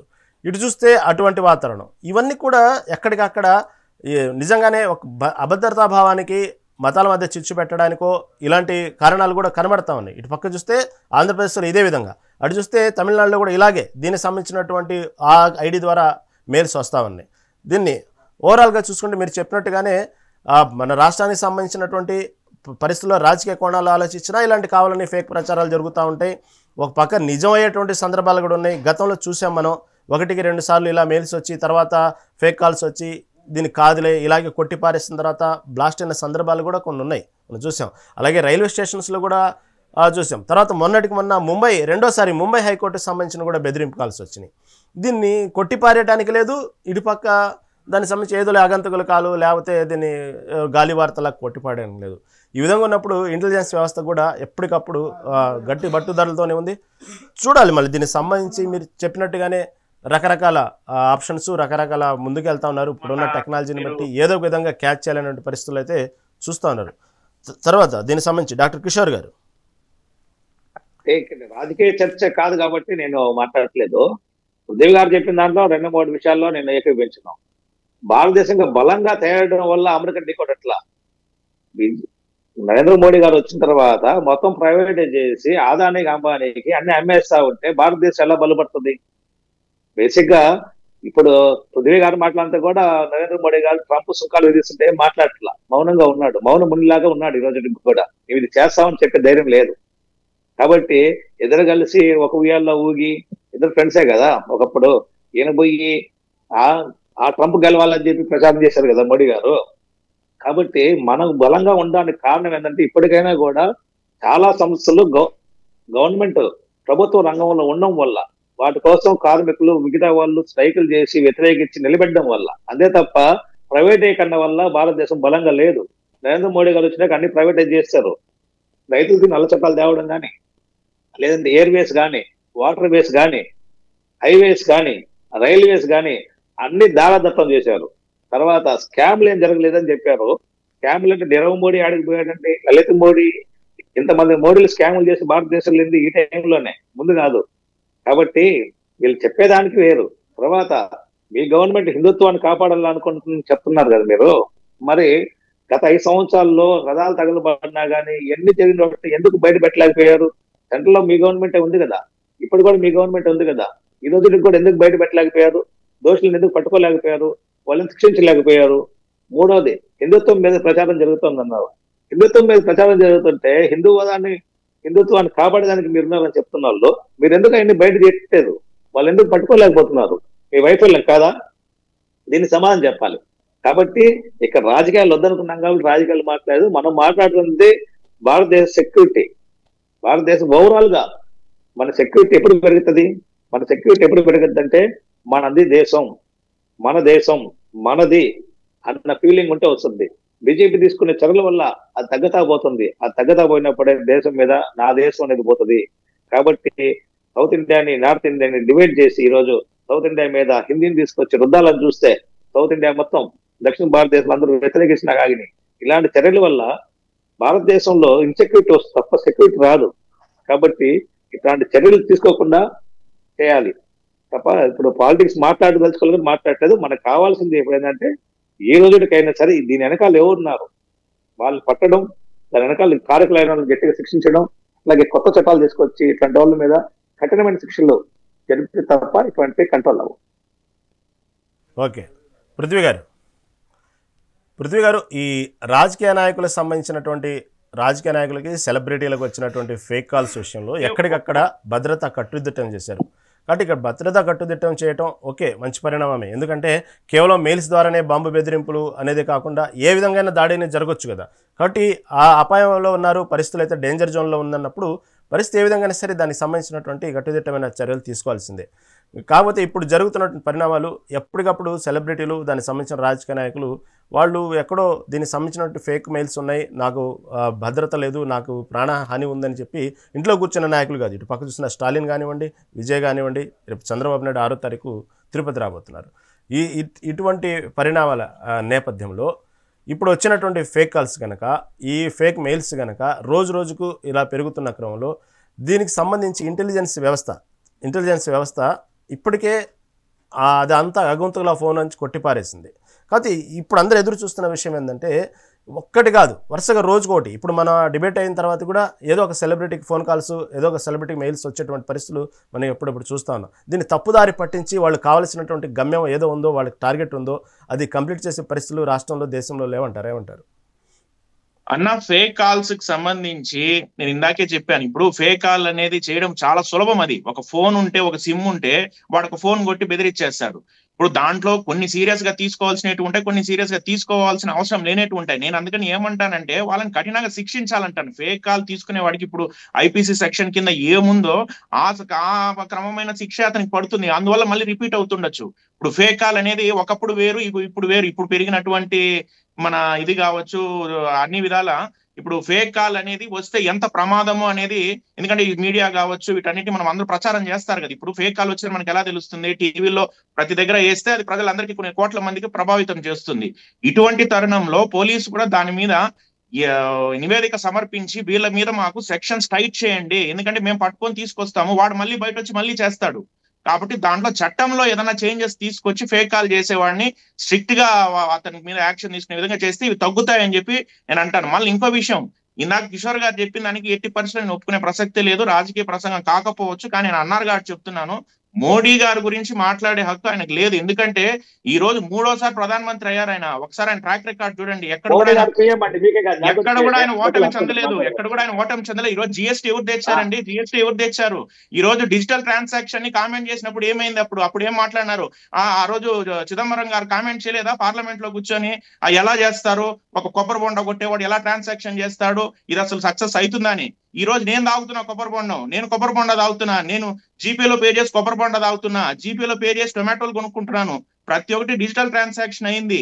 జిఎస్టీ వల్ల నేను ఒక బిజినెస్ మ్యాన్ గా చెప్తున్నాను, నేను అనేక కమ్యూనిటీస్ లో నేను కూడా మెంబర్ ఉన్నాను. జిఎస్టీ వల్ల చాలా బెనిఫిట్ అయింది దేశం. అంతకుముందు మనకి టాక్సేషన్ సిస్టమ్ ఇంత బాగుండేది కాదు. మళ్ళీ మీరు స్కామ్ అంటున్నారు, ఏదో ఒకటి చూపించండి, పలానా ఒకటి చూపించండి, ఒకటి ప్రూవ్ అయినట్టు చూపించండి, ఒకటన్నా. అన్ని ఎంతసేపు కోట్లను మాట్లాడడం. మోడీ గారి వల్ల ఈ రోజు ప్రపంచంలోనే భారతదేశాన్ని అందరూ గమనిస్తున్నారు. అన్ని దేశాలు గౌరవం ఇస్తున్నాయి ఈ రోజు భారతదేశానికి. అది కనిపించట్లేదా మీకు? మళ్ళీ ఇంకో టీటీడీ విషయానికి వచ్చారు. ఈరోజు పరకామణి విషయం ఎవరండి బయట పెట్టింది? భారతీయ జనతా పార్టీ కదా బయట పెట్టింది. చూడలేదా మీరు? టీవీ చూడలేదా? పరకామణి విషయం ఎవరు బయట తీశారు? దాన్ని వీడియోతో సహా బయట తీసాము. ప్రతి ఒక్కటి అరెస్ట్ అవుతున్నారు. ఈ రోజు లిక్కర్ కేసులు అరెస్ట్ కాలేదా? మిథున్ రెడ్డి గారు అరెస్ట్ కాలేదా? వైసీపీలు అనేక మంది జైలుకు పోతారు. ఈ రోజు ముందు ప్రభుత్వంలో టీటీడీలో జరిగిన ప్రతి ఒక్క దాన్ని బయట తీసినాం, ప్రతి ఒక్కటి బయట తీసినాం. అదే విధంగా మెడికల్ షాపుల్లో కూడా మీకు అంతకు ముందు వాళ్ళు 10,000, 15,000కి టెండర్లు ఇచ్చేస్తుంటే ఈ రోజు దాదాపు 50 లక్షలు కలెక్ట్ చేస్తుంది టీటీడీ అదే మెడికల్ షాపులకి. ఇవన్నీ మీకు కనిపించకపోవచ్చు, ఎందుకంటే మీకు అవగాహన లోపం ఉన్నట్టుంది. కాబట్టి మీరు స్టేట్మెంట్స్ ఇవ్వడము ఒకసారి ఆలోచించుకొని స్టేట్మెంట్ ఇస్తే బాగుంటుంది. టీటీడీ పరంగా భారతీయ జనతా పార్టీ ఎప్పుడూ కట్టుబడి ఉంది. అక్కడ ఏది జరిగినా ముందు స్పందించింది భారతీయ జనతా పార్టీనే. ఈ రోజు గత సంవత్సరం రోజులుగా మీరు ఎవరినన్నా అడగండి, లడ్డు ప్రసాదం క్వాలిటీ కావచ్చు, పైన భక్తులకి కావాల్సిన ఫెసిలిటీస్ కావచ్చు, అన్ని కూడా బ్రహ్మాండంగా జరుగుతున్నాయి. బ్రహ్మోత్సవాలు ఎంతో బాగా జరిగిందని చెప్పి అందరూ చెప్తున్నారు. స్వయంగా కోర్టు ఇన్వాల్వ్ అయ్యి ప్రసాదం విషయంలో ఇంతవరకు ఇంత బాగా జరిగిందని ఇంతవరకు ఇంత బాగా బ్రహ్మోత్సవాలు ఎప్పుడు జరగలేదని చెప్పి ప్రజలు చెప్తున్నారు. ప్రజలనే మాట, ఇది నేనన్న మాట కాదు. ఇంతవరకు చరిత్రలో బ్రహ్మోత్సవాలు ఇంత ఘనంగా జరిగినది ఎప్పుడూ లేదని చెప్తున్నారు. అక్కడ తెలిసిపోతుంది ఏ కూటమి ప్రభుత్వం ఎంత బాగా పనిచేస్తుంది అనేది. రాజకీయాలు మాట్లాడేది ఇది కాదు, ఇది అనవసరంగా మనం రాజకీయాల టాపిక్ పోతున్నాము. ఇదే చరిత్రలో 28 మంది తొక్కసలాడికి గురి చనిపోయింది కూడా లేదు, అది కూడా తెలుసుకోవాలి. తొక్కసలాడికి గురి చనిపోయింది కూడా లేదు టీడీ చరిత్రలో. మరి వైఫల్యం కాదా? గురి చనిపోవడం జరిగిందా టీడీ ఎప్పుడైనా? కాబట్టి వైఫల్యాలు అంగీకరించాల్సిందే. టీడీలో వైఫల్యాలు జరుగుతున్నాయి, ఈ గవర్నమెంట్ పరకామణి స్కామ్ ఎవరండి బయట పెట్టింది? ఎవరు బయట పెట్టారు పరకామణి స్కామ్? మీరు బయట పెట్టారా? ఏ ప్రభుత్వం? వైసీపీ ప్రభుత్వంలో జరిగింది కాదు అది పరకామణిది. ఈ రోజు మోడీ గారి గురించి చెప్తున్నారు కదా, మోడీ గారు డిఫెన్స్ సిస్టమ్, డిఫెన్స్ మెకానిజం ఎంత స్ట్రాంగ్ అయింది భారతదేశంలో. అంతకు ముందు బుల్లెట్ ప్రూఫ్ జాకెట్ లో కూడా స్కామ్ ఉండేది. బుల్లెట్ ప్రూఫ్ జాకెట్ లో కూడా స్కామ్ చేశారు కాంగ్రెస్ వాళ్ళు. బుల్లెట్ ప్రూఫ్ జాకెట్లలో కూడా చేసినటువంటి దరిద్రమైన గవర్నమెంట్ వాళ్ళది. ఏ మాత్రం బీజేపీ గవర్నమెంట్ గురించి మాట్లాడే హక్కు లేనే లేదు. ఎందుకంటే డిఫెన్స్ సిస్టమ్ ఈ రోజు మనము టాప్ 5 లోకి వచ్చేసాం ప్రపంచంలోనే. అంతకుముందు నిన్నామా మనము? ఇప్పుడు ఓకే పృథ్వీ గారు, టాపిక్ మొత్తం డైవర్ట్ అయిపోతుంది, టాపిక్ మొత్తం వేరే వైపు వెళ్తుంది. ఓకే, మీరు అన్నదాన్ని నిజమా అబద్ధమా అని దాన్ని పక్కన పెడితే, ఓకే మీరు చెప్పినట్టు మోడీ హయాంలో ఎంత స్ట్రాంగ్ ఉన్నాయో కొన్ని లోపాలు కూడా ఉన్నాయండి. ఎందుకంటే తిరుపతికి సంబంధించినటువంటి విషయంలో కేంద్ర ప్రభుత్వం చాలా స్ట్రాంగ్ ఉంది అంటున్నారు. వాస్తవంగా అంత స్ట్రాంగ్ ఉన్నప్పుడు గతంలో ఉన్నటువంటి ఏదైతే తిరుపతి లడ్డు ప్రసాదం విషయంలో కావాలని జరిగినటువంటి ప్రచారం, దానికి సంబంధించిన సుప్రీంకోర్టుకు సంబంధించిన ఇన్వాల్వ్ అయిపోయి ఇదంతా ఎందుకు ఇంత ప్రచారం చేశారు, దీనికి సంబంధించి లేనప్పుడు ఇంత చీవాట్లు తిన్నటువంటి సందర్భాలు కూడా ఉన్నాయి ముఖ్యమంత్రులతో సహా దీనికి సంబంధించి. ఆ విషయంలో కేంద్ర దర్యాప్తు సంస్థ మళ్ళీ దీనికి ఎందుకు యాక్షన్ తీసుకోలేదు, ఎందుకు ఇలా ఫేక్ ప్రచారం చేసిన వాళ్ళ మీద ఎందుకు యాక్షన్ చేసుకోలేదు అనే విషయాన్ని కూడా చూడాలండి. దీన్ని ఒకవైపే చూడకూడదు. ఎందుకంటే ఫేక్ ప్రచారం చేస్తూ దాంట్లో లేనిపోని భక్తుల మనోభావాలు దెబ్బతీసే విధంగా ప్రసాదంలో లేనిపోని కలిసినాయని చెప్పడానికి కూడా వీల్లేదు. అలాంటి పదార్థాలు కలిసినాయి అంటూ ప్రచారం చేసిన తర్వాత దీంట్లో మొత్తం ఏమీ లేదు, ఆ కల్తీ అనేది జరగలేదని చెప్పిన తర్వాత సుప్రీంకోర్టు ముట్టిగా లేసిన తర్వాత మళ్ళీ ఎందుకు కేంద్ర సంస్థలు ఎందుకు దీనికి సంబంధించి వదిలేసినాయి అవి కూడా చూడాలి మనం. ఓకే, దానికి సంబంధించి కొంచెంసేపు పక్కన పెడదాం. కిషోర్ గారు, ఓవరాల్గా ఇది సంబంధించినటువంటి ఫేక్ మెయిల్స్ గురించి ఓవరాల్గా ఏమంటారు చివరిగా? ఈ ఫేక్ మెయిల్ ని చెప్పాం కదా, మామూలు ఫేక్ మెయిల్స్ అనేది మెయిల్స్ కానీ కాల్స్ కానీ సిమ్ తో చేయరండి. సిమ్ తో చేస్తే సిమ్ లింక్ అయి ఉంటుంది ఏదో ఒకటి ఆధార్ కార్డుతో అడ్రస్ తోటి. కాబట్టి వీళ్ళు చేస్తుండేది సిమ్ముతో కాదు, సో ఇంటర్నెట్ తో చేస్తుంటారు. ఇంటర్నెట్ తో చేస్తుంటారు కాబట్టి ఎక్కడి నుంచి కాల్ వస్తుంది, ఎవరు చేస్తున్నాడు, ఎలా పోతుందని కనుక్కోవడం కష్టం. కాబట్టి దీని మీద సైబర్ టీము ఇంకొంచెం నిఘా పెంచాల్సి ఉంది. పెంచి దీనికి ఒక సెపరేట్ టీం పెట్టాలి. ఇదే కాదు, సోషల్ మీడియా మీద కూడా అదుపు ఉండాలి. ప్రతిదానికి ఫ్యాక్ట్ చెక్ చూసి ప్రచారంకి వెళ్ళేటట్టుగా ప్లాన్ చేస్తే తప్ప ఇవన్నీ కంట్రోల్ అవ్వని చెప్పి నా ఉద్దేశం. దీన్ని ఫేక్ మెయిల్స్ కానీ కొట్టిపరేద్దామా, ఆకతాయిల పని అనుకుందామా, లైట్ తీసుకుందామా, సీరియస్గా దీని గురించి తీసుకుంటే మంచిదంటారు? ఏమంటారు ఫైనల్గా పృథ్వీ గారు? అన్న నేను ఒకే దాని మీద ఉన్నానన్నా. ఎందుకంటే ఫేక్ కాల్ చేసే వాళ్ళకి స్ట్రిక్ట్ గా పనిష్మెంట్ ఉంటే ఖచ్చితంగా ఇది ఆగుతుంది అనేది అంటాను. అది ఎక్కడి నుంచైనా రాని, అది ఇంటర్నెట్ నుంచి వస్తుందా, ఫోన్ నుంచి వస్తుందా, సిమ్ నుంచి వస్తుందా, ఫేస్బుక్ కాల్ వస్తుందా, వాట్సాప్ కాల్ వస్తుందా, ఎక్కడి నుంచైనా రానివ్వండి. కానీ ఆ చేసిన వ్యక్తిని పట్టే అంత టెక్నాలజీ మన దగ్గర ఉంది. పోలీస్ శాఖకి వాళ్ళని పట్టుకునే అంత టెక్నాలజీ ఉంది. వాళ్ళని పట్టుకున్నాక వాళ్ళని ఏ విధంగా శిక్షిస్తున్నారనే న్యూస్ మనకు రావట్లేదు. మనం ఎంతసేపు మన చర్చ ఏముంది, ఫేక్ కాల్ వచ్చింది అని చెప్పి మనం చర్చలు పెట్టుకుంటున్నాం. కానీ వాళ్ళ మీద ఏం యాక్షన్ తీసుకున్నారు ఇప్పటి వరకు అనేక కాల్స్ వచ్చాయి కదా, వాళ్ళ మీద ఏం యాక్షన్ తీసుకున్నారు? వాస్తవం యాక్షన్ కనుక తీసుకుంటే పృథ్వీ గారు, యాక్షన్ కనుక తీసుకోవాలి. ఎందుకంటే అవునవును, మనం కూడా వార్తల్లో చూస్తూ ఉంటాం. అవునవును, వార్తల్లో చూస్తూ ఉంటాం. ఇదంతా అగంతకుని పని, ఫేక్ కాల్స్ కావాలని చెప్పి ఇలా జరిగింది అంటారు, లైట్ తీసుకుంటారు. కానీ తర్వాత ఏమైందనేది చెప్పరు. ఎవరు ఆగంతకుడు, ఎవరు ఫేక్ మెయిల్స్, ఫేక్ కాల్స్ అనేది వాస్తవంగా తెర ముందుకు తీసుకురారు. కాబట్టి ఇలాంటి కనుక మీరు చెప్పినట్టు కఠినంగా ఒకసారి కనుక చర్యలు తీసుకుంటే ఇంకొకసారి ఎవరన్నా అలాంటి పని చేయడానికి కనీసం లెటర్ రాయడానికి స్టార్ట్ చేసినప్పుడన్నా చేతులు వణకాల. అలాంటి పరిస్థితి తీసుకొస్తే కానీ ముందుగా, ఎందుకంటే దానివల్ల చాలా సమయం వృధా, అనవసరమైనటువంటి మానసిక ఒత్తిడి, ఒక పక్క అభద్రతా భావం, శాంతి భద్రత భంగం కాటడం, కావాల్సినటువంటి సమయం ఇంటెలిజెన్స్ డిపార్ట్మెంట్ మొత్తాన్ని కూడా ఇక్కడ వ్యయప్రయాసాలు కూర్చి గంటల కొద్దీ దానికి సంబంధించినటువంటి సమయము, అక్కడ ఉన్న పరిస్థితులు అన్నీ వృధానే. కాబట్టి ఇలాంటి సమయం వృధా చేస్తూ సరదాగా కూర్చొని ఒక ఫోనో ఒక మెయిలో పెట్టడం వల్ల, ఇదే కాదు మనం చూస్తుంటాం విమానాల్లో కూడా బాంబు పెట్టామంటారు, ఒక్కసారిగా ప్రయాణికులు దించేస్తారు. ఎంత ఒక్కోళ్ళ అవసరాలు ఎలా ఉంటాయండి, గమ్యస్థానానికి చేయాల్సిన పరిస్థితులు ఎలా ఉంటాయి, ఒక్కోళ్ళు ఒక్కొక్క అవసరం ఉన్నది, ఒక్కోళ్ళు ఒక కుటుంబం సంబంధించిన పరిస్థితులు ఉంటాయి, వ్యాపారం సంబంధించిన పరిస్థితులు ఉంటాయి. ఇవందరినీ డిస్టర్బ్ చేస్తూ కేవలం సరదాగా ఇంట్లో కూర్చొని ఒక ఫోనో ఒక మెయిల్ ద్వారానో ఎంత డిస్టర్బ్ చేస్తారండి, ఎంత సమయం వృధా అండి. దీనికి సంబంధించినటువంటి వాస్తవంగా ఒకసారి కఠినంగా శిక్షిస్తే కానీ ఇవన్నీ సరిచేరవండి. ఓకే, చర్చలో పాల్గొన్నందుకు కిషోర్ గారికి, పృథ్వీ గారికి ధన్యవాదాలండి. ఇది ఈనాటి మెగా డిబేట్. చూస్తూనే ఉండండి మెగా 9 టీవీ.